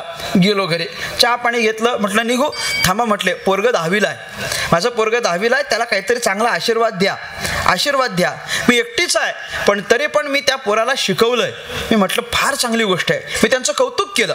तुम्ही शिक्षणाला प्राधान्य देत आहात हे अतिशय कौतुकास्पद बाब आहे, कौतुकास्पद. बाकीच्या गोष्टी नंतर कराव्यात, पण आधी शिक्षण असलं पाहिजे. घेतलेलं शिक्षण कधीच वाया जात नसतं, म्हणून पहिली प्रायोरिटी, पहिलं प्राधान्य हे शिक्षणालाच असलं पाहिजे, शिक्षणालाच असलं पाहिजे. मी त्यांचं कौतुक केलं. मी त्यांना म्हटलं चांगलं आहे, चांगलं आहे, पोराला तुम्ही प्रयत्न करून शिकवता, चांगल्या शाळेत घातलेलं आहे, चांगली गोष्ट आहे, चांगल्या शाळेत घातलेलं आहे. चांगल्या शाळेत घालणं वेगळं आणि महागड्या शाळेत घालणं वेगळं. हे तुम्ही थोडंसं आताच्या पालकांनी जरा ध्यानात घेतलं पाहिजे ह्या सगळ्या गोष्टी. म्हणजे फार विचार करून आम्ही सांगतो, महागड्या शाळेत घालणं म्हणजेच चांगल्या शाळेत घालणं असतं असं काही नाही. अजून पुढे जाऊन बोलतो, इंग्रजी माध्यमातून शिकवणं म्हणजेच चांगलं असतं असं तर मुळीच काही नाही, मुळीच काही नाही, मुळीच काही नाही. मी तुम्हाला एक वाक्य सांगेन, त्याचा गांभीर्यानं विचार करा. इंग्रजी शिकणं वेगळं आहे आणि इंग्रजी माध्यमातून शिकणं वेगळं आहे. तुम्ही ठरवा तुम्हाला काय करायचं आहे. इंग्रजी माध्यमातून शिकणं वेगळं आहे आणि इंग्रजी शिकणं वेगळं आहे. आणि दोन्ही गोष्टी जर एकच असल्या असत्या तर इंग्रजी माध्यमात शिकणाऱ्या प्रत्येकाला इंग्रजी आली असती. अलीकडं तसं नाही आहे. इंग्रजी माध्यमातून शिकणाऱ्या प्रत्येकाला अस्खलित इंग्रजी बोलता येत नाही आणि दुर्दैव याचं आहे की त्याला धड मराठी पण बोलता येत नाही. म्हणजे ना धड इंग्लिश ना धड मराठी, त्यात तो हिंदी शिकून येतो ती तर भलतीच असते. मग ते हमरे कोण तुमरे को असतं, मग ते तसलं ते तर अजूनच भयानक असतं. त्यापेक्षा माझं तर मी म्हणेन काहीच हरकत नाही. मराठी मीडियममध्ये शिकणं सुद्धा उत्तम आहे, उत्तम आहे, चांगलं आहे, चांगलं आहे. मी तुम्हाला सांगू सगळ्यात चांगलं उदाहरण सांगतो, माझंच उदाहरण सांगतो. माझं म्हणजे गंमत अशी आहे की मी इंग्लिश मीडियमचा विद्यार्थी आहे. मी 10वी पर्यंतचं पूर्ण शिक्षण माझं इंग्रजी माध्यमातलं आहे. हां, त्याच्यानंतर 12वी सायन्स आहे, त्याच्यानंतर इंजिनिअरिंग आहे. म्हणजे अगदी ज्युनियर KG पासून ते इंजिनिअरिंगपर्यंत माझं सगळं शिक्षण इंग्लिश मिडियममधून झालं आहे. आणि तुम्हाला पुढची गोष्ट सांगतो, माझ्या भावाचं पूर्ण शिक्षण मराठी मिडियममधून झालं आहे. माझा भाऊ पूर्ण 10वी पर्यंत तो पूर्ण मराठी मिडियममध्ये होता आणि 10वी पर्यंत मी पूर्ण इंग्लिश मिडियममध्ये होतो. त्याच्यानंतर मी 12वी सायन्स केलं, त्यानं डिप्लोमा केला. नंतर मी इलेक्ट्रॉनिक्स टेलिकम्युनिकेशन डिग्री मिळवली, तो पण इलेक्ट्रॉनिक्स टेलिकम्युनिकेशन इंजिनियर झाला. म्हणजे थोडक्यात काय, तोही इंजिनियर झाला आणि मीही इंजिनियर झालो. तुम्हाला गंमत सांगू, त्याच्यानंतर 2-4 वर्ष त्यानं पण नोकरी केली, 2-4 वर्ष मीही नोकरी केली. पण याच्या पुढची गंमत सांगतो, त्याला माझ्यापेक्षा जास्ती पगार आहे. म्हणजे मराठी मीडियमचा असून पण त्याला माझ्यापेक्षा जास्तीचा पगार आहे, हे ध्यानात घ्या. तुम्ही कोणत्या माध्यमात शिकता हे महत्त्वाचं नाहीच आहे ना. तुम्ही हे महत्त्वाचं नाहीच आहे. तो विद्यार्थी किती अभ्यास करतो, त्याच्या घरातली मंडळी त्यांना अभ्यास करावा म्हणून काय सायास करतात. अरे म्हणजे त्यांना अभ्यास करावा हा अट्टाहास असला पाहिजे ना. गुरुजींकडे आम्ही पाठवलं ना, मला फार नवल वाटतं याचं. आमच्याकडचे एक महाराज आहेत, त्यांचं गुरुकुल आहे आणि आत्ता त्यांनी गुरुकुलामध्ये मागच्या वर्षीपर्यंत घेत होते आपले आचार्य प्रल्हाद महाराज शास्त्री, माहिती असतील अनेकांना, आमच्या परिसरातले, आमच्याकडचे श्री मलंगगडचे. तर त्यांनी या वर्षीपासून काय केलं असेल, सनाथ मुलांना ॲडमिशन देणं बंद केलं. सनाथ मुलांना, फक्त अनाथ मुलांनाच ॲडमिशन द्यायचं. आम्ही असं असं का हो म्हटलं, सनाथांना का बरं, आईबाप असलेल्यांना का नाही. त्याने सांगितलं आईबाप असलेल्यांना एवढ्या करता नाही, त्यांना ॲडमिशन दिलं की दर 10 दिवसांनी घेऊन जायला येतात म्हटले. 10 दिवस झालं, आज याची 5वी आहे, उद्या त्याचं लग्न आहे, आज त्याचा वाढदिवस आहे, आज घरी पूजाचा आहे, आज घरी कार्यक्रमच आहे. नाही, असं नसलं पाहिजे. एकदा तुम्ही तिथं सोडलं की त्या गुरुकुलाच्या नियमाप्रमाणे मातापित्यानं वागलं पाहिजे. त्या शाळेच्या नियमाप्रमाणे अभ्यास किती करावा हे घरच्या लोकांनी पण जबाबदारी आहे, घरच्या लोकांची जबाबदारी आहे. मग मी कशा करता बोललो, त्या माऊलीनं अत्यंत कष्टानं त्याला 10वी पर्यंत शिकवलं होतं. मी त्यांचं कौतुक केलं आणि मी सहज त्यांना विचारलं, अगदी सहज, 10वी पर्यंत शिकवलं तुम्ही, तुमचं कौतुक आहे. इथून पुढं तुम्हाला अजून किती शिकवायचं आहे त्याला, हे उत्तर महत्त्वाचं आहे. किती शिकवायचं आहे म्हटल्यानंतर आईनं उत्तर दिलं, आमच्या भाषेत आईनं उत्तर दिलं, तो जाम शिकला पाहिजे. जाम म्हणजे भरपूर, आमच्या भाषेत जाम म्हणजे काय, भरपूर. भरपूर शिकला पाहिजे. आता भरपूर म्हणजे किती असतं तिला नाही माहिती. भरपूर म्हणजे किती असतं, म्हणजे तो इंजिनियर झाला पाहिजे की डॉक्टर झाला पाहिजे की आर्किटेक्ट व्हावा की एरोस्पेस इंजिनियर व्हावा, यातलं तिला काहीच कळत नाही. तिला फक्त एकच कळतं की तो भरपूर शिकला पाहिजे, तो मोठा झाला पाहिजे, त्याची प्रगती झाली पाहिजे, एवढंच तिला कळतं. याचा अर्थ काय आहे, तिला फक्त हित व्हावं असं वाटतं, पण हित म्हणजे नेमका काय असतं हे तिला कळेलच असं सांगता येत नाही. विठ्ठला विठ्ठला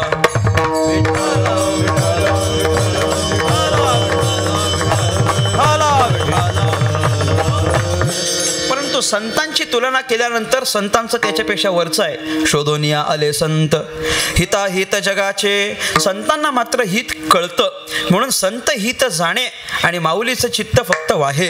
माऊलीच्या आणि संतांमध्ये हा एवढा फरक आहे. माऊलीच्या अंतःकरणामध्ये तिच्या लेकराचं हित, तसं संतांच्या अंतःकरणामध्ये समाजाचं हित आहे. म्हणून तुका म्हणे माझे तुम्हा संतांवरी ओझे. का बरं, हे पहिलं कारण आहे. जसं माऊलीच्या अंतःकरणात लेकराचं हित आहे, तसं संतांच्या अंतःकरणात सुद्धा समाजाचं हित व्हावं ही भावना असते. आणि संत हे आपल्याकरता माऊली समानच आहेत की नाही. जसा लेकरू महत्वाचा तसा संत महत्वाचे. माऊली आणि लेकरू हे फार महत्वाचं आहे. लेकरू आणि माऊली कोण कोण, ज्याला माऊलीच्या बद्दल अनन्य भाव आहे तो लेकरू, आणि जिला लेकराच्या बद्दल प्रेम भावना आहे ती माऊली. दोन्ही सदर तुम्ही ध्यानात घ्या. लेकरू पण महत्वाचा. लेकरू कोण, ज्याच्या अंतःकरणामध्ये आपल्या आईच्या बद्दल अनन्य भावना आहे, प्रेम आहे, मग तो कोण आहे, ते लेकरू आहे. माये विन बाळ क्षण भरी न राहे, माये विन बाळ क्षण भरी न राहे, माये विन बाळ क्षण भरी न राहे, माये विन बाळ क्षण भरी न राहे, न देखता होय कासावी, न देखता होय कासावी, न देखता होय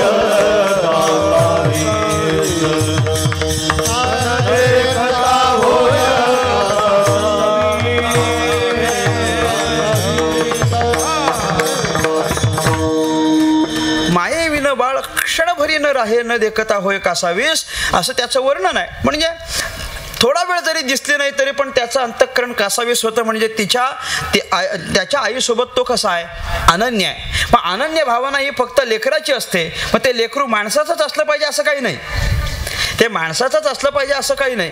कुठल्याही पशु पक्ष्याचं असलं तरी ते सारखंच असतं की नाही. म्हणून तर शब्द सगळे सारखीच वापरले जातात की नाही. पाखराचं असेल तर तुम्ही त्याला काय म्हणता, बोलत चला जरा, पाखरू म्हणतो की नाही. गाईचं असेल तर काय म्हणता, वासरू म्हणतो आपण, बरोबर. वाघाचं असेल तर काय म्हणतात, वाघिरू म्हणतात. त्याला काय म्हणतात, वाघिरू म्हणतात. शेळीचं असेल तर काय म्हणता, कोकरू म्हणतात, बरोबर की नाही. बकरू म्हणता काय, रू आहे ना, मला तो महत्व, मला तेवढा रू पाहिजे बघा. म्हणजे बकरू काय, कोकरू काय, शिंगरू काय, वाघुरू काय, पाखरू काय, हे सगळं घ्या तुम्ही. तसंच लेकरू काय, प्रत्येकाचं हे त्यांच्या ऐकी नाही, त्यांच्याबद्दल त्यांच्या आईच्या संबंधानं अनन्य भावना असते. तेच माणसाचं असेल तर त्याला लेकरू म्हटलो. तिथं रुकार आहे की नाही, म्हणजे प्रेम भावना आहे. उकारात प्रेम असतं, उकार जिथं आहे तिथं जास्ती प्रेम असतं. जास्तीचं प्रेम आलं की नावाचं रूपांतर उकारात होत असतं. तुम्ही पहा, जिथं प्रेमभावना असते ना तिथं नावाचं रूपांतर उकारात होत असतं. म्हणजे एखाद्याचं नाव बाळ्या असेल तर तुम्ही प्रेमानं त्याला बाळू म्हणता, बस. आता लावून घ्या, उदाहरणं देत नाही मी, परंतु उकार आला की तिथं प्रेमभावना असते. मग हे लेकरू म्हणजे आईच्या बद्दल प्रेम, आणि आई म्हणजे जिला लेकराच्या बद्दल प्रेम. मग ती माऊली आहे. लेकरावर माऊली लेकराच्या संबंधानं हिताची भावना करते. किंबहुना ज्यानं आपल्या हिताची भावना व्यक्त केली आहे त्या प्रत्येकाला ज्ञानोबारांनी माऊली म्हटलंय. आणि ज्ञानेश्वरीचा जर तुम्ही विचार कराल तर ज्ञानेश्वरीमध्ये ज्ञानोबाराय देवाला पण माऊली म्हणतात, ज्ञानोबाराय श्रुतींना माऊली म्हणतात, आणि ज्ञानोबाराय सर्व महात्म्यांना सुद्धा माऊली म्हणतात. असा 3 विचार तुम्ही पहा. देवाला म्हणत असताना ज्ञानोबाराय म्हणतात, तू संसार श्रांताची सावली, अनाथ जीवांची माऊली, आमुते कीर प्रसवली तुझीच कृपा. हे अर्जुनानं भगवान परमात्म्याकरता म्हटलेलं आहे. तू कोण आहेस, संसार श्रांताची सावली आणि अनाथ जीवांची माऊली, म्हणून भगवंताला माऊली म्हटलंय. एक श्रुतीच्या संबंधानं बोलत असताना काय म्हणतात, पै अहितापासून काढिती, हित देवनी वाढविती, नाही गा श्रुती परवती माऊली जगा. श्रुतीला माऊली म्हटलंय. आणि तिसरं साधकाला माऊली म्हटलेलं आहे, म्हणून साधका तो माऊली, पिके सारस्वत तुझे पाऊली, येणे कारणे सावली मिनसंडी तुझी. ज्ञानोबाराय म्हणतात. म्हणजे साधक सुद्धा माऊलीच आहेत. माऊलीकडे पाहत असताना साधकांसाठी पाहिलं जातं. अर्थ काय आहे, लेकुराचे हित वाहे माऊलीचे चित्त. म्हणजे लेकराच्या अंतःकरणात जसं माऊलीच्या बद्दल प्रेम आणि माऊलीच्या अंतःकरणात जसं लेकराचं हित, तसं संतांच्या अंतःकरणात समाजाचं हित असतं. विठोबा रखुमाये, विठोबा रखुमाये, जय जय विठोबा रखुमाये, विठोबा रखुमाये, जय विठोबा रखुमाये, जय विठोबा रखुमाये, जय विठोबा रखुमाये, जय विठोबा रखुमाये,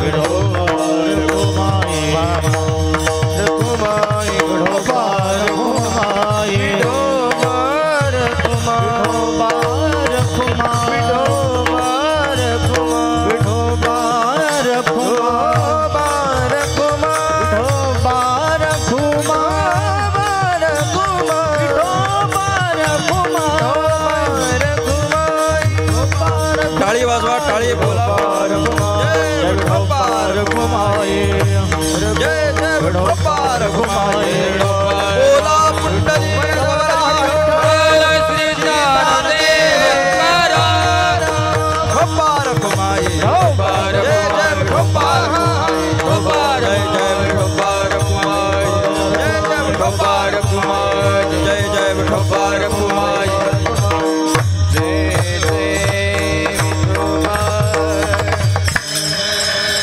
लेकुराचे हित वाहे माऊलीचे चित्तायसे कळवळ्याची जाती, करीला भावीण प्रीती. पुढच्या चरणांचा धावता अर्थ सांगून देतो. काय ऊन फार नसल्यानं वेळेचा अंदाज मला नाही आला. तुम्हाला पण आलाय की नाही मला कल्पना नाही. तुम्हाला पण नसेल आला तर चाललेलं बरं, पण तुम्हाला वेळेचा अंदाज आला असेल तर थांबलेलं बरं. असो, जाऊ द्या. याचा अंदाज मला आलाय आता. ऐशी कळवळ्याची जाते करी लाभा विण प्रीती. तुकाराम महाराज म्हणतात ऐशी कळवळ्याची जाते. कळवळा म्हणजे काय? कळवळा शब्दाचा अर्थ काय? माझ्याकडे पहा. कळवळा म्हणजे काय असतो? आपलं लेकरू अहिताकडं जातंय, आपलं लेकरू नको त्या दिशेनं जातंय असं दिसतं, त्या वाटेवरून काढून चांगल्या वाटेवर लावणं याला कळवळा म्हणतात. तो वाईट मार्गाला चाललाय, नाही, मग तो तिथं जाता कामा नये, त्यानं चांगल्या मार्गावर जावं याच्याकरता जे आईचे प्रयत्न असतात त्याला कळवळा म्हणतात. माऊलीच्या अंतःकरणामध्ये आपल्या लेकराचा कळवळा असतो. तुम्हाला सांगतो, माऊलीच्या अंतःकरणामध्ये आपल्या लेकराचा कळवळा असतो. तिच्या बाळाबद्दल तिला चिंता आहे. मला सांगा बरं, खरं सांगा, माऊलीला तिच्या बाळाची चिंता आहे, तिच्या बाळाची चिंता आहे की तिच्याच बाळाची चिंता आहे? कसंही बोलावं. तिच्या बाळाची चिंता आहे की तिच्याच बाळाची चिंता आहे? तिच्याच बाळाची चिंता आहे. बाकीच्या बाळांशी आपुलियाचा कळवळा आणि का बाळावरी नये, आणि का आणि बाळावरी नये. आपुलियाचा कळवळा आणि बाळावरी नये, आणि बाळावरी नये, बाळावरी नये. आपुल्याचा कळवळा आणि का बाळावरी नये. फक्त तो आपल्या बाळावरीच ये, आणि का बाळावरी तो न ये. बाकीच्यांच्या बाळाच्या काही घेणं देणं नसतं तिला फक्त आपल्या लेकराचं चांगलं व्हावं ही भावना असते. 4-5 पोरं अशी उन्हात खेळत होती. आईनं ते बघितलं, आपलं लेकरू पण त्यांच्यातच खेळतंय. आईनं आवाज दिला, बाळा सावलीत येऊन खेळ. बाळा म्हटला, कशाला सावलीत? हे सगळे माझे मित्र इथं उन्हात खेळतात ना, मी त्यांच्याच बरोबर खेळतो. हा बरं ठीक. परत 15 मिनिटांनी गेले, येऊन खेळ. बर, सावलीत येऊन खेळ. सावलीत येऊन किती वेळा सांगायचं म्हटलं तुला, किती वेळा सांगायचं? सावलीत येऊन खेळ, सावलीत येऊन खेळ. मग तर तिकडून म्हणाला, एकटा सावलीत येऊन काय करू? एकटा सावलीत येऊन काय करू? एकटा खेळणार आहे का मी सावलीत? अरे माझे सगळे मित्र इथं खेळतात, सगळे उन्हात खेळतात, म्हणून मी उन्हात खेळतो. आईनं आवाज दिला, बाकी सगळ्यांना उन्हात मरू दे, तू सावलीत येऊन खेळ. म्हणजे बाकीच्यांचं काही मरू दे, म्हणजे तिचा पण अर्थ मरू दे असा नसतो, पण तिचा कळवळा तिच्या लेकराकरता जास्ती असतो.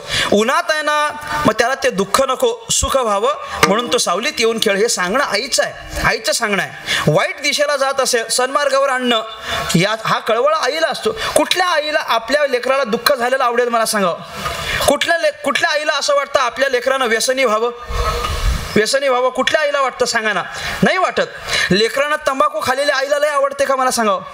लय आवडते का? नाही आवडत. पण लेकरं सोडत नाहीत, जाऊ द्या, लेकरं सोडत नाहीत ना. कुठल्याच आईला आवडत नाही, कुठल्याच आईला आवडत नाही. आपल्या लेकरानं व्यसन केलेलं कुठल्याच आईला आवडत नाही, आणि आपल्या लेकरानं व्यसन केलेलं आमच्या माऊलीला तर अजिबात आवडत नाही. फार गांभीर्यानं विचार करणारं हे वाक्य आहे. माऊलीला तर अजिबात आवडत ना, कारण त्याच्यानं सुख मिळणार नाहीये, त्याच्यानं ह्याला दुःख होणार आहे, आणि लेकराला दुःख झालेला आईला पटत नाही, म्हणून आपुलियाचा कळवळा आणि कावरी नये. मग आईच्या अंतःकरणातली भावना कशी असते? ऐशी कळवळ्याची जाती, तिच्या अंतःकरणात कळवळा. जसा आईच्या अंतःकरणात लेकराचा कळवळा, तसा संतांच्या अंतःकरणात समाजाचा कळवळा. बुडत आहे जन न देखवे डोळा, येतो कळवळा म्हणूनिया. हे जन दुःखात बुडत आहे हे देखोनिया कळवळा येतो, असं तुकोबाराय बोलतात. म्हणजे कळवळा येणं म्हणजे काय झालं? दुःखात जाऊ नये, सुखात यावं, असा जो असतो ती कळवळ्याची भावना असते. 2 पुढं, करी लाभा विण प्रीती. लाभाशिवाय प्रेम करते ती कोण आहे? माऊली आहे. लाभाशिवाय प्रेम करणारी. बाकीचे लोक पण प्रेम करतात, पण लाभ आहे तोपर्यंतच प्रेम करतात. लाभ येणं संपलं की प्रेम करणं बंद. समाजाचा आत्ता असाच आहे की नाही? लोक आपल्यावर प्रेम करतात, नाही करत असं नाही, पण कुठपर्यंत? लाभ दिसत असेल तर. लाभ दिसला नाही तर कोणी आपल्यावर प्रेम करायला मोकळं नाही. आमच्यावर तर लाभाची अपेक्षा असते, बदल्यात आम्हाला काहीतरी द्यावं अशी अपेक्षा असते. पण माझ्या लेकराचा मी सांभाळ करते कारण हा मोठा झाल्यानंतर माझा सांभाळ करणार आहे अशी भावना धरून कुठली आई सांभाळ करते मला सांगावं? कोणीच करत नाही. म्हणजे आई लेकरावर प्रेम करते ती लाभाशिवाय प्रेम करते. जसं आई लेकरावर प्रेम करत असताना लाभाशिवाय करते तसे संत समाजावर प्रेम करत असताना लाभाशिवाय प्रेम करतात. कारण आत्तापर्यंत कुठल्याच पद्धतीचा लाभ समाजाकडून संतांना झालेला नाही. जेव्हा ते अस्तित्वात होते तेव्हा तोपर्यंत नाही. ते निघून गेल्यानंतर मगाशी गुरुजी तुम्ही गाडीत वाक्य म्हटलात की नाही, मला अगदी याला जोडून येणारं ते वाक्य आहे. म्हणजे अलीकडं बऱ्याच लोकांनी मी क्षमा मागून बोलतो, पण अलीकडं बऱ्याच लोकांनी संतांना एका स्वतंत्र समाजामध्ये वाटून घेतलेलं पाहायला मिळतं. एक आपापल्या समाजामध्ये ते संत वाटून घेतलेले आपल्याला पाहायला मिळतात. पण तसं नाहीये ना, समाजामध्ये ते वाटून घेतले असं नाहीये ना. ते इथं येत असताना फक्त समाजात येतात. ते जन्माला त्या समाजात म्हणून आले, नंतर ते त्या समाजापुरता राहत नाहीत. मग त्यांचं कार्य हे वैश्विक कार्य होऊन जात असतं. ते त्या समाजावरच प्रेम, तसं असतं तर त्यांनी त्याच समाजावर प्रेम केलं असतं. तुम्ही कधी असं बघितलंय का ते संत फक्त त्या समाजापुरतेच आहेत असं त्या संतांच्या काळात बघितलं का? नाही. ते संत त्या समाजाचे जरूर आहेत, पण त्याच समाजाचे असतात असं नाही. ते विश्वाचे आहेत, ते महात्मा आहेत. ते फक्त जन्माला येत असताना एखाद्या समाजाचे असतात, नंतर मात्र ते त्या समाजापुरते मर्यादित राहत नाहीत. पण दुर्दैवानं ते जोपर्यंत हयातीत असतात तोपर्यंत बहुतेक वेळा त्या समाजाला पण हे मान्य नसतं की हे आपले संत आहेत. पण ते निघून गेल्यानंतर मग मात्र अभिमानानं सांगतात की ते बोला आमच्या समाजाचे आहेत, आहे की नाही. ते निघून गेल्यानंतर मग त्यांच्या संबंधांना आपलीपणाची भावना येते. समाज अस्तित्वात असताना लवकर कधी देत नाही. विठ्ठला विठ्ठला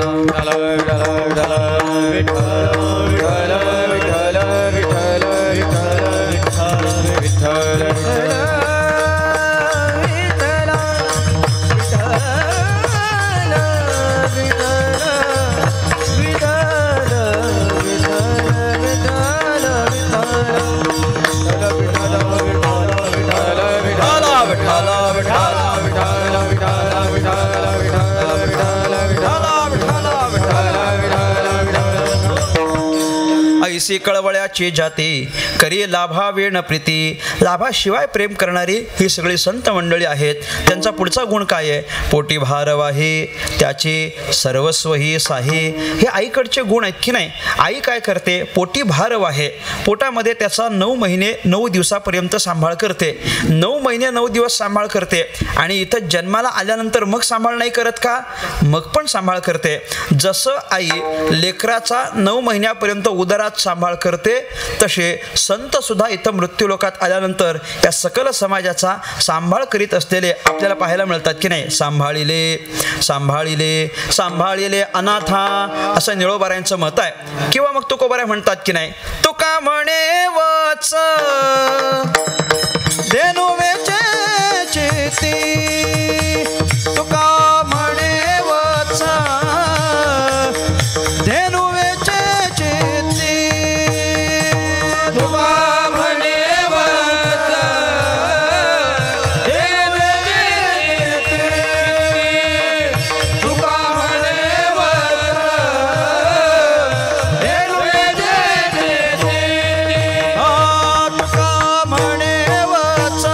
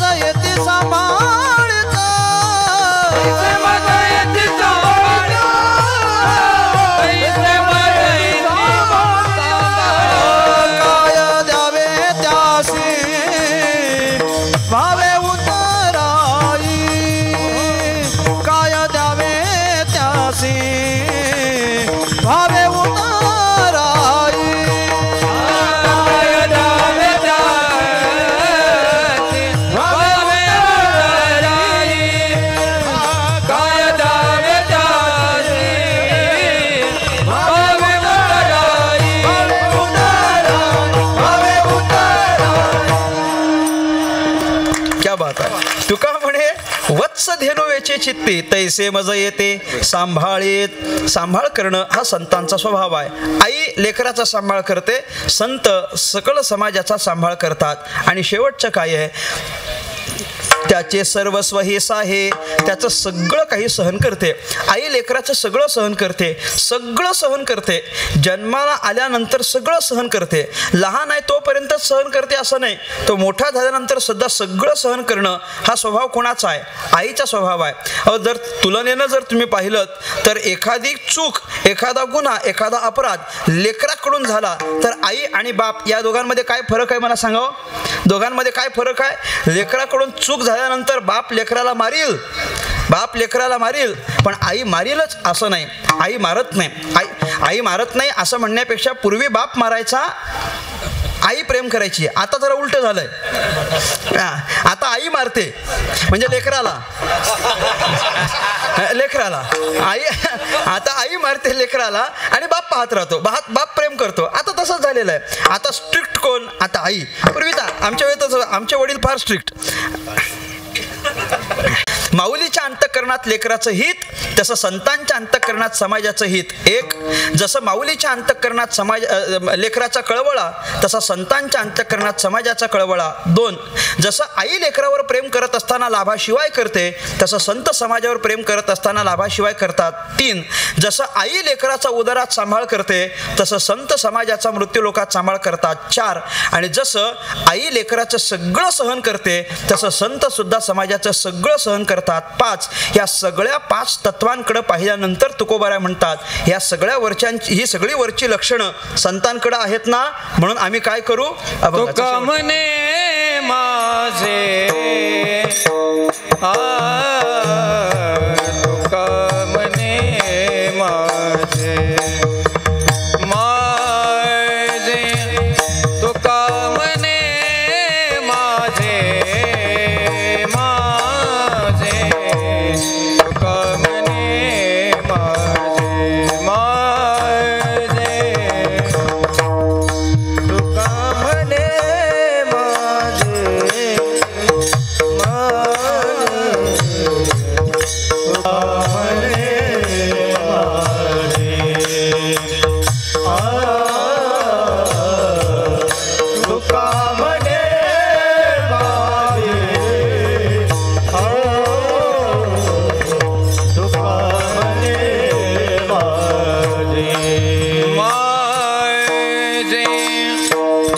माझे तुका म्हणे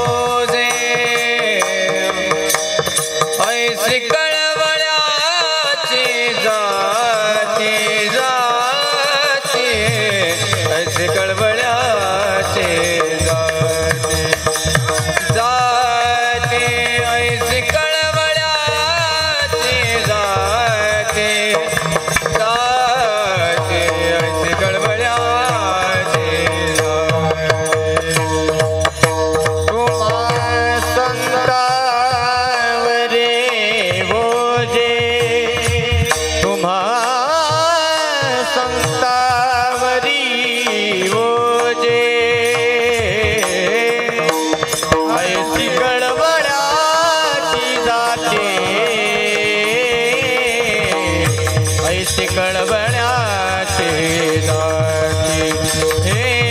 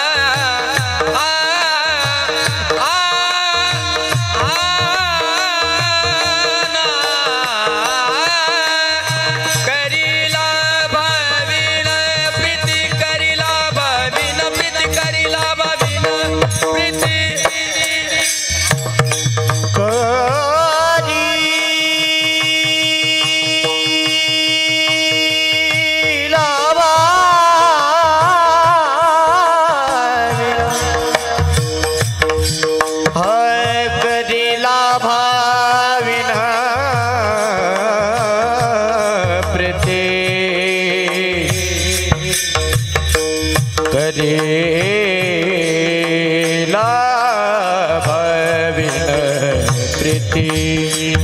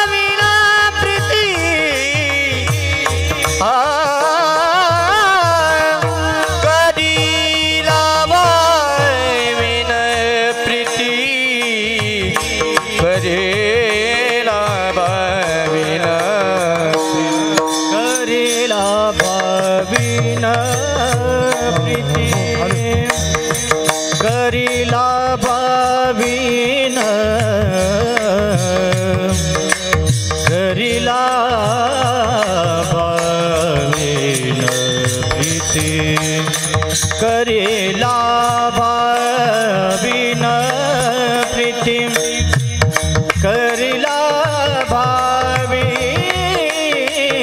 प्रीति करेला भाविन प्रीति करेला भाविन प्रीति करेला भाविन प्रीति करिला भाविन प्रीति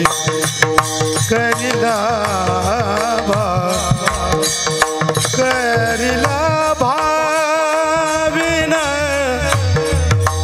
करिला हे करिला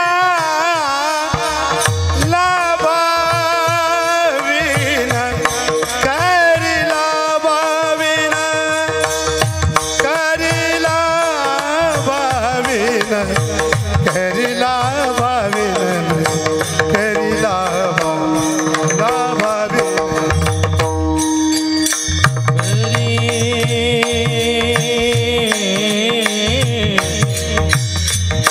लाभा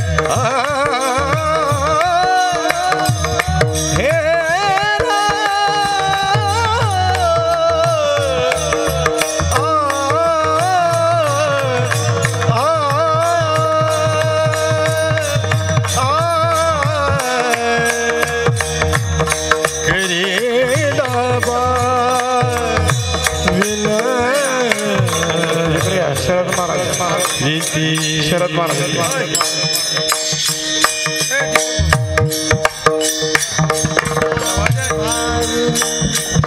करिला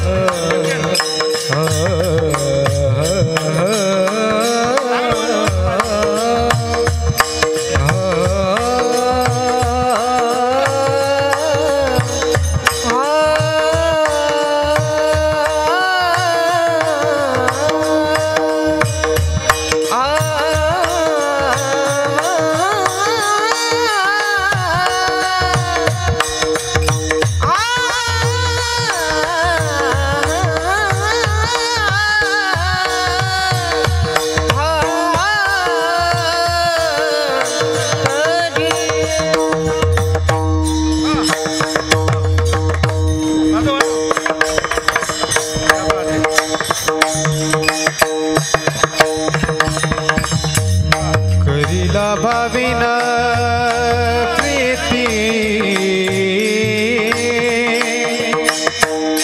करी करी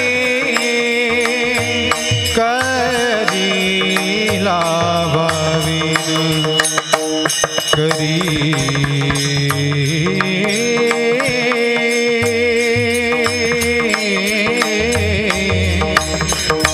करीला भाविना करी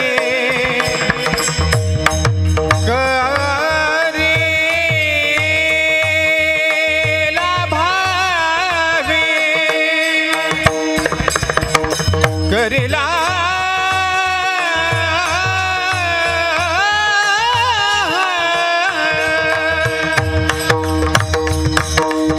करीला भाविना प्रीती सर्वांनी म्हणा मागे टाळ वाजवा शेवटची विनावणी शेवटची विनावणी संत जनी परिसावी संत जनी परिसावी विसरतो न पडावा विसरतो न पडावा माझा देवा तुम्हासी माझा देवा तुम्हासी आता फार बोलू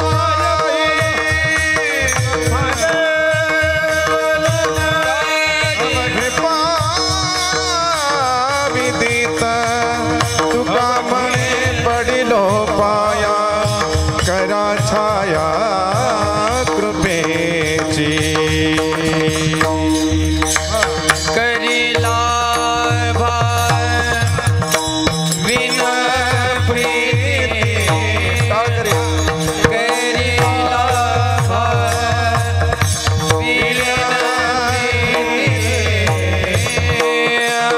ऐसी कळवळाची जाती ऐसी कळवळाची जाती ऐसी कळवळाची जाती जाती ऐसी कळवळाची ऐसी कळवळाची ऐसी कळवळाची ज्ञानेश्वर माऊली ज्ञानेश्वर माऊली ज्ञानराज माऊली तुकाराम ज्ञानेश्वर माऊली ज्ञानराज माऊली तुकाराम ज्ञानेश्वर ज्ञानेश्वर ज्ञानेश्वर माऊली ज्ञानराज माऊली तुकाराम ज्ञानेश्वर ज्ञानेश्वर ज्ञानेश्वर माऊली महाराज माऊली माऊली ज्ञानेश्वर माऊली ज्ञानेश्वर माऊली ज्ञानराज माऊली तुकाराम ज्ञानेश्वर माऊली ज्ञानेश्वर माऊली ज्ञानराज माऊली तुकाराम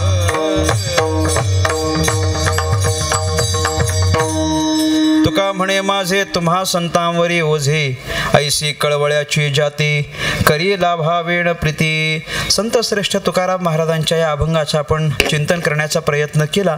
सरते शेवटी सांगायचं तर एवढंच की तुकाराम महाराजांनी हे सगळं माऊलीचं केलेलं वर्णन आणि आपली परमार्थाची जबाबदारी माऊलीवर घातलं म्हणजे तरी काय, वरच्या 3 चरणातलं केलेलं सगळं वर्णन हे त्यांना ज्ञानेश्वर महाराजांकडे लावायचं आहे आणि आमचा सगळा परमार्थ हा तुम्हीच वाहून घेऊन जावा अशी जबाबदारी तुकाराम महाराज माऊलींकडे सोपवतात. म्हणजे तुका म्हणे माझे तुम्हा संतांवरी ओझे, कारण तुकोबारायत म्हटल्यानंतर माऊली सोडून अन्य कुणाकडे तुकोबाराय जात नाहीत. म्हणून तुकाराम महाराजांचा ह्या अभंगाचं चिंतन करण्याचा आपण प्रयत्न केला. यामध्ये माऊलीच्या सर्व गुणांचा विचार तुकोबारायांनी केलाय, सगळे गुण संतांकडे लावलेत आणि म्हणून संतांकडे परमार्थाची जबाबदारी सुपूर्त केली आहे. अशा आशयाचा हा अभंग ज्या निमित्तानं आपण हे कीर्तन सेवेकरिता उपस्थित झालो, ज्यांच्या 5व्या पुण्यस्मरणाच्या निमित्तानं आपण एकत्रित झालो, वैकुंठवासी हरिभक्तीपरायणा विमल दौलत दिघे यांचं हे 5वं पुण्यस्मरण आहे. आईंच्या 5व्या पुण्यस्मरणाच्या निमित्तानं आजची ही कीर्तन सेवा संपन्न झाली. त्यांचा सगळाच परिवार हा अत्यंत भाविक वारकरी जरी असला तरी त्या सगळ्यांमध्ये आपण पाहाल हा सगळा परिवार ज्या एका व्यक्तिविशेषाकडे पाहून उपस्थित झाला असेल, हरिभक्तिपरायण श्रद्धेय आमचे शरद महाराज दिघे, शरद महाराजांकडे पाहून हा सगळा अर्थात सगळा मित्रपरिवार, म्हणजे मित्रपरिवार असावा तो किती असावा आणि तो कसा असावा याचं उदाहरण म्हणजे माझ्या मागची सगळीच टाळकरी मंडळी असतील बहुतेक. अशी सगळी मित्रमंडळी असावी. नुसता वनव्यात नको, तो कीर्तनात पण असावा. अशी सगळी कीर्तनातली मित्रमंडळी आहेत या ठिकाणी. आणि ही सगळी म्हणजे जर प्रत्येक जणांनाच ठरवलं तर भरपूर सारी गायक मंडळी, भरपूर सारी मृदंग मंडळी या ठिकाणी मृदंगमणी मंडळी उपस्थित आहेत, कीर्तनकार मंडळी उपस्थित आहेत. या संपूर्ण दिघे परिवारावर प्रेम करणारी आपण सगळीच नातेवाईक आप्तेष्ट मित्रमंडळी या ठिकाणी उपस्थित आहात. त्यांचा परिवार तसा फार मोठा परिवार आहे. त्यामध्ये मातोश्रींचे तीनही चिरंजीव अशोकराव दिघे, संतोषराव दिघे आणि बाळासाहेब दिघे असा एक त्यांचा परिवार. आणि पुढे सगळेच त्यांचे नातू आहेत, ज्याच्यामध्ये आमचे हरिभक्तिप्राण परममित्र शरद महाराज दिघे आहेत, विशाल महाराज दिघे, कृष्णा दिघे, अनिकेत दिघे आणि अभिनव दिघे असा एक त्यांचा सगळाच मोठा परिवार आहे. शरद महाराजांनी अनेक वेळा आम्हाला कीर्तनामध्ये साथ केलेली आहे. अनेक वेळा ते कीर्तन साथीकरिता या परिसरात उपस्थित असतात. एक गायनाच्या क्षेत्रामध्ये अत्यंत सुंदर नाव आहे, चांगलं गायन आहे, चांगलं पाठपाठांतर आहे, म्हणून वारकरी सेवा कार्याला समर्पित असलेलं व्यक्तिमत्व आहे. आणि मी म्हणेन की मग हे सगळेच वारकऱ्याचे गुण आले कुठून? हे सगळेच वारकऱ्याचे गुण आले कुठून? काहीच नाही, मातोश्रींकडून आलेले सगळे वारकऱ्याचे गुण आहेत. कारण मातोश्री माळकरी होत्या, परंतु नुसत्या माळकरी नव्हत्या, त्या वारकरी होत्या. कारण माळकरी असणं वेगळं आणि वारकरी असणं वेगळं. बरेचसे माळकरी आहेत पण वारकरी नाही आहेत, आणि वारकरी आहेत पण माळकरी नाही आहेत, असं पण काही काही आहे. वारी करणारे पण वारी करणारा वारकरी की नाही, वारी करी इति वारकरी, वारी करणारा वारकरी असतो. म्हणून माऊलींनी अनेक वाऱ्या केल्या होत्या. मातोश्रींच्या जवळजवळ 12-13 वाऱ्यासुद्धा संपन्न झाल्या होत्या, शरद महाराजांनी मला सांगितलं. त्याच्यामुळे अशा वारकरी अंतःकरणाच्या, वारकरी स्वभावाच्या मातोश्री या परिवारातून सोडून आज 5 वर्ष पूर्ण होत आहेत. त्यांच्या श्रद्धांजली प्रित्यर्थ कार्यक्रम असलेल्या यामध्ये कीर्तनाची सेवा हरिभक्तिपरायण परमश्रद्धेय परम आदरणीय महेश्वर महाराज भगुरे गुरुजी यांच्या आग्रहाखातर माझ्यापर्यंत आली. त्यांच्या आज्ञेने ही सेवा आज मी या ठिकाणी सेवेकरिता उपस्थित झालो. त्या घराण्याचे आणि भगुरे गुरुजींचे सुद्धा अत्यंत जवळचे संबंध आहेत, निकटचे संबंध आहेत, आणि म्हणून स्वतः ते या ठिकाणी उपस्थित आहेत. भगुरे गुरुजींचे अनेक अनेक आभार व्यक्त करतो. कीर्तन परंपरेमध्ये या समस्त वारकरी संप्रदायामध्ये वारकरी संगीत हे एक स्वतंत्र अभ्यासाचा विषय आहे. बाकीचा सगळा संगीत असेल पण वारकरी संगीत हा एक स्वतंत्र अभ्यासाचा विषय आहे. आणि कीर्तनामध्ये वारकरी संगीतच असावं, आणि ते कसं असावं तर गुरुजींकडे पाहून आपल्याला ध्यानात येतं. मला कधीच असं वाटत नाही, एक फार 4-5 मंडळीच अशी आहेत की ज्यांच्याकडून आपण वारकरी शिक्षण म्हणजे काय असतं, वारकरी संगीत म्हणजे काय असतं हे पाहावं. कारण ही मंडळी असते की मला कधीच वाटत नाही कीर्तनात फार लाऊड झालं आहे काहीतरी, नाहीतर अनेक वेळा असं वाटतं की कीर्तनामध्ये फार लाऊड होतं आहे काहीतरी, फार जास्तीचा आवाज येतो आहे. परंतु अत्यंत सौम्य चाली, जसे अभंगाचे शब्द असेल तशा रागाने त्या शब्दाला अनुसरून, आणि अगदी तुमच्या माझ्या कानाला गोड वाटेल असं आम्ही ज्या परंपरेमध्ये कीर्तन करतो की नाही, सद्गुरू श्री सावळाराम बाबा महाराज वाक्य असं सांगायचे की आपल्या मुखातून येणारा शब्द हा श्रोत्याच्या कानाला गोड लागला पाहिजे, असं ते बोलायचे. श्रोत्याच्या कानाला गोड लागला पाहिजे, मग तो कीर्तनकाराचा असो अन्यथा कोणत्याही कलाकाराचा असो, असं बाबा सांगायचे. म्हणून अगदी कानाला गोड वाटेल असं गायन त्यांचं आहे. आणि ही सगळीच मंडळी जी आहेत सगळी वारकरी परंपरेत वाटचाल करणारी आहेत.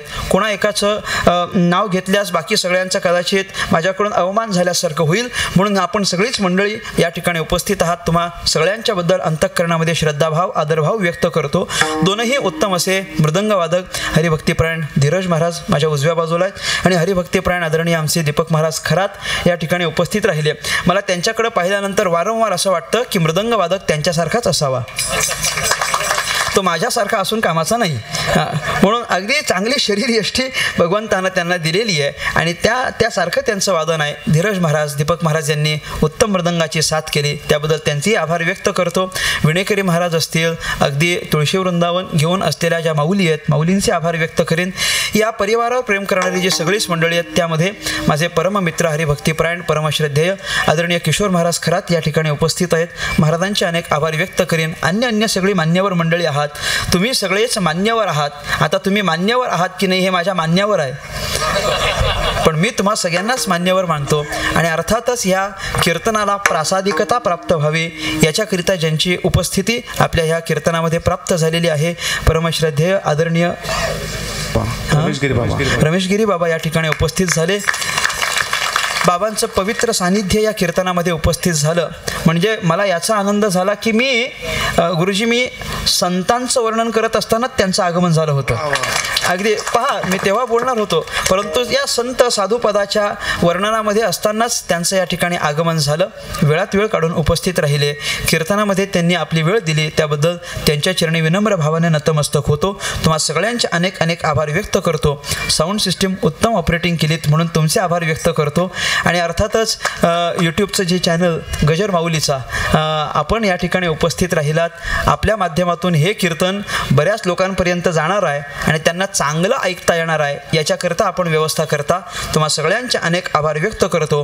दिघे परिवारानं ही नामसंकीर्तनाची संधी आपणा सगळ्यांना दिली म्हणून त्यांची आभार व्यक्त करेन. या फक्त माऊलींना उत्तम श्रद्धांजली मिळावी याकरता एक छोटीशी अपेक्षा करतो, मी थांबतो. ह्या परिवारातलं कोण कोण आहे मला सांगा. इथं या परिवारातलं, माऊलीच्या परिवारातलं कोण आहे? थोडंसं शरद महाराज मला माहिती आहेत. बाकीचं कोण कोण आहे त्यांनी फक्त हात वर करा, थोडं थोडं, अगदी अगदी बस, मला फक्त दिसावं म्हणून, काही नाही. आपल्या ह्या मातोश्रींना उत्तम श्रद्धांजली मिळावी असं तुम्हाला वाटतं की नाही? मग तुम्हाला मला काहीतरी द्यावं लागेल.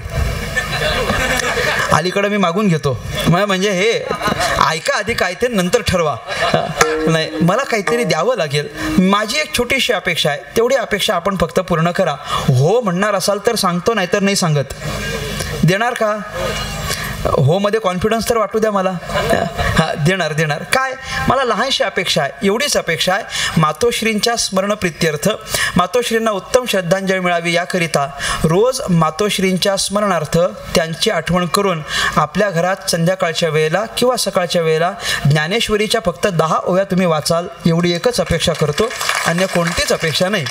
आपल्या मातोश्रींचं स्मरण व्हावं म्हणून एक ज्ञानेश्वरीच्या 10 ओव्या, तुकोबारायांचे 1-2 अभंग आपण अगोदरपासून वाचत असाल अतिशय उत्तम. परंतु तसं जर नसेल तर रोज आईच्या स्मरणार्थ एक 10 ओव्या तरी ज्ञानेश्वरीच्या वाचाल अशी आपल्याकडून अपेक्षा करतो. तुम्हा सगळ्यांकडूनच अपेक्षा आहे, रोज थोडं थोडं तरी वाचलं पाहिजे. तुम्ही काहीही वाचा, गाथा वाचा, ज्ञानेश्वरी वाचा, भागवत वाचा, रामायण वाचा, काहीही वाचा, दासबोध वाचा, गुरुचरित्र वाचा, मनाचे श्लोक वाचा, हरिपाठ वाचा, काहीही वाचा, आपण थोडं तरी वाचाल तर वाचाल. कमीत कमी वाचलेलो आहोत म्हणून तरी वाचा अशी आपल्याकडून अपेक्षा करतो आणि माझ्या वाणीला पूर्णविराम.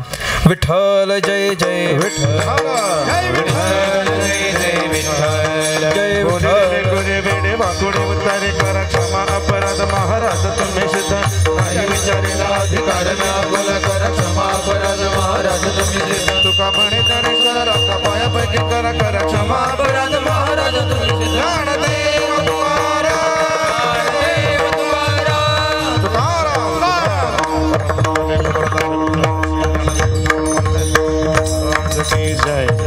बाबांच्या पत्नी, त्याचबरोबर आमचे आदरणीय श्री अशोक महाराज, त्याचबरोबर संतोष भाऊ, बाळू भाऊ यांच्या मातोश्री आणि आपल्या सर्वांना सुपरिचित असणारे आपल्या परिसरातील एक प्रसिद्ध गायक हरिभक्तीपरायण शरद महाराज दिघे यांच्या आजीबाई यांचं आज 5वं पुण्यस्मरण आणि या पुण्यस्मरणाप्रित्यर्थ आज आपण सर्वजण या ठिकाणी उपस्थित आहोत. ज्यांच्या पवित्र मुखारविंदातून आपण कीर्तन सेवा श्रवण केली असे आमचे सन्मित्र हरिभक्तीपरायण आदरणीय जयेश महाराज भाग्यवंत श्री मलंगड डोंबिवली. लेकुराचे हित वाहे माऊलीचे चित्त, आईसी कळवळ्याची जाती करी लाभावीन प्रीती या अभंगावर अतिशय गोड चिंतन महाराजांनी आपल्यासमोर मांडलं. खरं म्हणजे वारकरी संप्रदायाचा प्रचार प्रसार करणारी महाराष्ट्रामध्ये हजारो कीर्तनकार मंडळी आहेत, परंतु या सगळ्या कीर्तनकारांमध्ये आपलं आगळं वेगळं नेतृत्व हरिभक्तीपरायण जयेश महाराज सिद्ध करू पाहत आहेत. खरं म्हणजे हा खाली बसा, उठू नका, खाली बसलेल्यापैकी कोणीही उठू नका. 2 मिनिटांमध्ये इथं आपल्याला सगळ्यांचे आभार प्रदर्शन संपवायचे आहेत, त्याच्यामुळे कोणीही उठायचं नाही बसलेल्यांपैकी, खाली बसा. एक आगळं वेगळं व्यक्तिमत्व वारकरी संप्रदायामध्ये आज उभं राहत आहे. खरं म्हणजे सर्व गुण संपन्नता त्यांच्याकडे, अध्यात्म आणि शिक्षण या दोघांचा सुवर्ण समन्वय जयेश महाराजांच्या जीवनामध्ये. एका बाजूला पाहिलं तर मगाशी सांगितलं त्यांनी की इंजिनिअरिंगपर्यंत शिक्षण घेतलेलं आहे इंग्रजी माध्यमातून. आणि दुसरी महत्त्वाची गोष्ट, अध्यात्मामध्ये वारकरी संप्रदायामध्ये देखील अत्यंत चांगली सेवा ते करतात. मग पंढरपूरची वारी असेल, माऊलींच्या सोहळ्यामध्ये वारी करतात. त्यांनी जसं सांगितलं की रोज ज्ञानेश्वरी वाचली पाहिजे, ते स्वतः ज्ञानेश्वरी वाचतात. आणि त्यांच्यासारखा सुपुत्र जन्माला घालणारे माता पिता खऱ्या अर्थानं धन्य. त्यांच्या आईबापांसाठी सगळ्यांनी टाळी वाजवा. त्यांच्या घरी आम्ही जेव्हा एकदा गेलो होतो त्यावेळी त्यांच्या पूज्य पिताश्रींनी आम्हाला काही वह्या दाखवल्या आणि त्या वह्यांमध्ये गाथा संपूर्ण लिहिलेला होता आणि ज्ञानेश्वरी पण लिहून त्यांनी काढलेली होती. म्हणजे रोज नित्याचा क्रम गाथा ज्ञानेश्वरी लिहिणं. आणि ते जसं बोलले, आमचे वडील अतिशय कडक स्वभावाचे, ते कडक स्वभावाचे होते म्हणून तिसरीला असतानाच 700च्या 700 श्लोक गीतेचे पाठ करून घेतले वडिलांनी त्यांच्याकडून. हे बाळकडू त्यांना घरातूनच मिळालं. आणि दुसरी महत्त्वाची मोठी संत परंपरा बाबा त्यांच्याकडे आहे.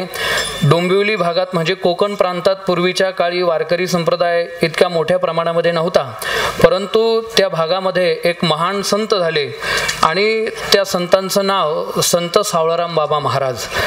म्हणजे संतवीर रामदास बाबा मनसुख हे फार मोठे संत होऊन गेले पुणे जिल्ह्यातले, जुन्नर तालुक्यातले.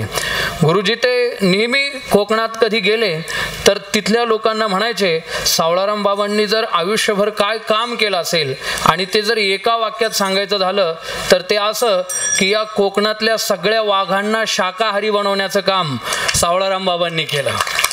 हे फार मोठं काम आहे. आज आपल्याकडे काहीच परमार्थ, त्याचा उत्साह, अवडंबरच जास्त दिसायला लागलाय.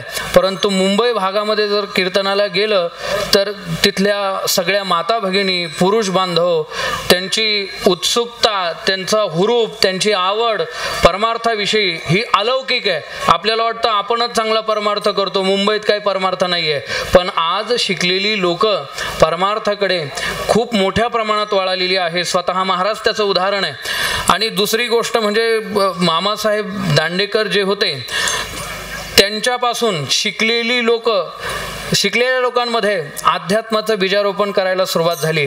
आणि मी तर असं समजतो आमचे जयेश महाराज म्हणजे मामासाहेबांच्याच विचाराचा वारसा स्वतःच्या खांद्यावर घेऊन संपूर्ण भारतभर, महाराष्ट्रभर नाही म्हणत, संपूर्ण भारतभर मराठीमध्ये, इंग्रजीमध्ये, संस्कृतमध्ये आणि हिंदीमध्ये या 4ही भाषेंमध्ये ते कीर्तन करतात. म्हणजे ही आपल्या वारकरी संप्रदायासाठी फार मोठी गोष्ट आहे. म्हणून महाराजांसाठी एकदा सर्वांनी जोरदार टाळी वाजवायची आहे. त्यांचा आवाज, त्यांचं गाणं, एवढं गाता येत असून सुद्धा इतकं शांत राहणं हा फार मोठा संयमाचा भाग आहे. नाहीतर काहींचे कीर्तन फक्त गाणंच असो, ज्याच्या त्याचा तो भाग असतो. मला काय सांगायचं आहे की महाराज अतिशय उच्च विद्या विभूषित जे त्यांच्यासमोर नावासमोर लावलं जातं ते अतिशय सार्थकी आहे. आपल्या शहा गावात शरद महाराजांमुळे, पूज्य श्री आमच्या गुरुवर्य गुरुजींमुळे ते या ठिकाणी आले. महाराज तुमचं खूप खूप स्वागत. जेव्हा आम्ही तुम्हाला एकदा विनंती केली होती पण तुमचं येणं झालं नाही, पण या मे महिन्यात तुम्हाला एक कीर्तन करायचं आहे अशी मी तुम्हाला विनंती करतो आणि ती तुम्ही आत्ताच मान्य करा अशी तुम्हाला विनंती आहे. जयेश महाराजांना खूप खूप धन्यवाद. आज आपल्या सगळ्यांचं भाग्य आहे. लेकुराचे हित वाहे माऊलीचे चित्त हा अभंग महाराजांनी घेतला आणि या अभंगामध्ये जे माऊलीची लक्षणं, माझ्या मते 5 लक्षणं महाराजांनी सांगितली संतांची आणि माऊलीची. या विमल दौलत दिघे, विमल शब्दाचाच अर्थ असा होतो की जिच्या ठिकाणी कुठलाच मळ नाही ती विमल, त्याला शुद्ध. आणि हा विमल शब्द जो आहे तो जल म्हणजे पाण्याला लागू होतो अजून, कारण ते सगळ्या जगाला शुद्ध करण्याचं काम करतं. विमल बाईंचं जीवन म्हणजे मातृत्वातलं संतत्व आहे आणि पूज्यश्री बाबा म्हणजे संतत्वातलं मातृत्व आहे. म्हणजे मातेतले संत म्हणजे विमलबाई आणि संतातली माता म्हणजे पूज्यश्री महाराज या ठिकाणी उपस्थित आहे. म्हणून हा अभंग जो आहे तो या ठिकाणी दोघांनाही लागू झाला. पूज्यश्री बाबांच्याही चरणी नतमस्तक होतो. मी इथं उपस्थित असणाऱ्या कार्यकर्त्यांना विनंती करतो की प्रथमतः पूज्यश्री बाबांचा सत्कार म्हणण्यापेक्षा संतपूजन या ठिकाणी समस्त ग्रामस्थ शहाकरांच्या वतीनं आदरणीय आमच्या अशोक महाराजांचे पूज्य पिताश्री हरिभक्तीपरायण दौलत बाबा करतील. दौलत बाबांना विनंती आहे की बाबांचं पूजन करायचं आहे. आणि लगेच आदरणीय श्री हरिभक्तीपरायण उच्च विद्या विभूषित जयेशजी महाराज यांचंही संत पूजन या ठिकाणी होत आहे. मी जयेशजी महाराजांना विनंती करतो की आपणही आपला सन्मान स्वीकारायचा आहे. या ठिकाणी शरद महाराज, अशोक महाराज आणि समस्त दिघे परिवारावर प्रेम करणारे अनेक मान्यवर या ठिकाणी उपस्थित आहे. त्यामध्ये हरिभक्तीपरायण आदरणीय मारुती महाराज ढमाले, किसन महाराज काकड, सागर महाराज घुमरे, राहुल महाराज डुमरे, वैष्णव महाराज जाधव, अविनाश महाराज शेळके, नंदकिशोर महाराज देवकर, कल्याण महाराज कासार, बाजीराव महाराज जेजूरकर, मनोज महाराज जेजूरकर, उत्तम महाराज लांडगे, अमृता महाराज सैंदर, लक्ष्मण महाराज गवांदे, रोशन महाराज वेलदाळी, रेखाताई काकड, कावेरीताई घुमरे. त्याचबरोबर ज्यांची अतिशय उत्तम संशिष्टीमे रिणाकांत दादा, जालिंदर महाराज विघ्ने, रोशन महाराज शेवकर, ललित महाराज कोळगावकर, सचिन महाराज बोडके. त्याचबरोबर उपस्थित सर्व महत्त्वाचे गुणीजन, त्यामध्ये आपल्या सगळ्यांचं श्रद्धास्थान असणारे ज्ञानबोधाही गुरुकुल केंद्राचे सर्वा गुरुवर्य महेश्वरजी महाराज भोगुरी गुरुजी यांच्यासाठी जोरदार टाळी सर्वांनी वाजवायची आहे. हरिभक्तीपरायण विजय महाराज काळे, वैभव महाराज वेलदाळी, भानुदास महाराज वेलदाळी, शांताराम महाराज दौंड, साईनाथ महाराज चंद्रे, उत्तम महाराज जाधव, कार्तिक महाराज शिंदे, गोरक्षबाबा वायकर, योगेश महाराज काकड, जनार्दन महाराज सोनवणे, शिवाजी महाराज उगले, विनेकरी हरिभक्तीपरायण किरण महाराज सानप, मृदुंगाचार्य हरिभक्तीपरायण दीपक महाराज खरात, धीरज महाराज कोरे, बाळा महाराज काळे, निलेश महाराज पगार, हरिभू महाराज सहाणे, संदीप महाराज निकम, योगेश महाराज खैरनार, प्रदीप महाराज उगले, विशाल महाराज जगताप. ही सगळी मंडळी शरद महाराजांवर प्रेम करणारी आहे. अल्पावधीतच शरद महाराजांनी, तुळशीवाले आजीबाई, शरद महाराजांनी ही सगळी संपत्ती कमवलेली आहे. लक्षात ठेवा, माणसाने वस्तू नाही कमवल्या तरी चालतील, माणसानं माणसं कमवली पाहिजे. ती माणसं दुःखाच्या वेळी आपल्या कामं येतात. लक्षात ठेवा. आणि म्हणून लाभावीन प्रीती शरद महाराज सगळ्यांवर करतात. म्हणून हे सगळे लाभावीन या ठिकाणी आज आलेले. नाही तर एवढी मोठी माणसं एकत्रित करणं सोपी गोष्ट आहे का?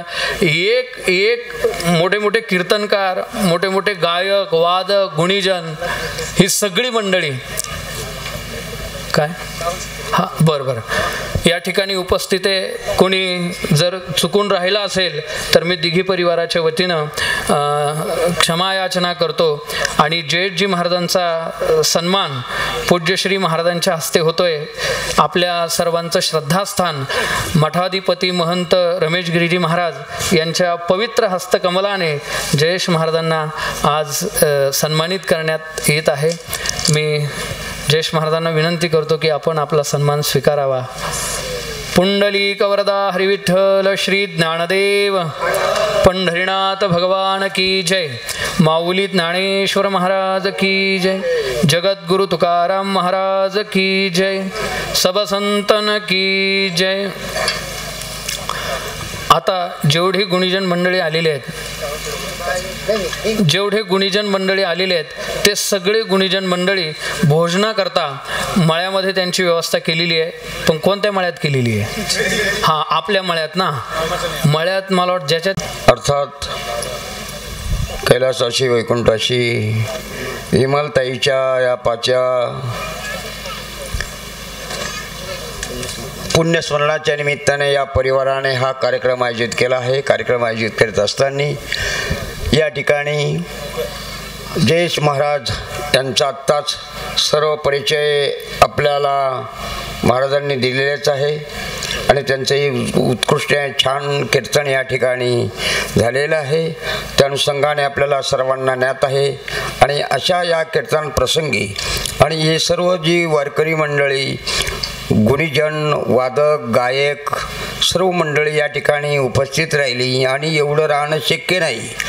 अनेक ठिकाणी आणि एवढी मंडळी गुरुजी दिसत नाही. आणि आज ह्या परिवाराचं वैशिष्ट्य काही एवढी गायक वादक गुणीजन मंडळी या ठिकाणी आली. याचं कारण असं की ही वारकरी संप्रदाय यांच्या घरामध्ये रुजलेला आहे. वारकरी संप्रदायाचा वारसा या परिवारामध्ये आहे आणि अशा त्या वारकरी संप्रदायाच्या माध्यमातून या ठिकाणी हा पुण्यस्मरणाचा कार्यक्रम आयोजित केला आहे.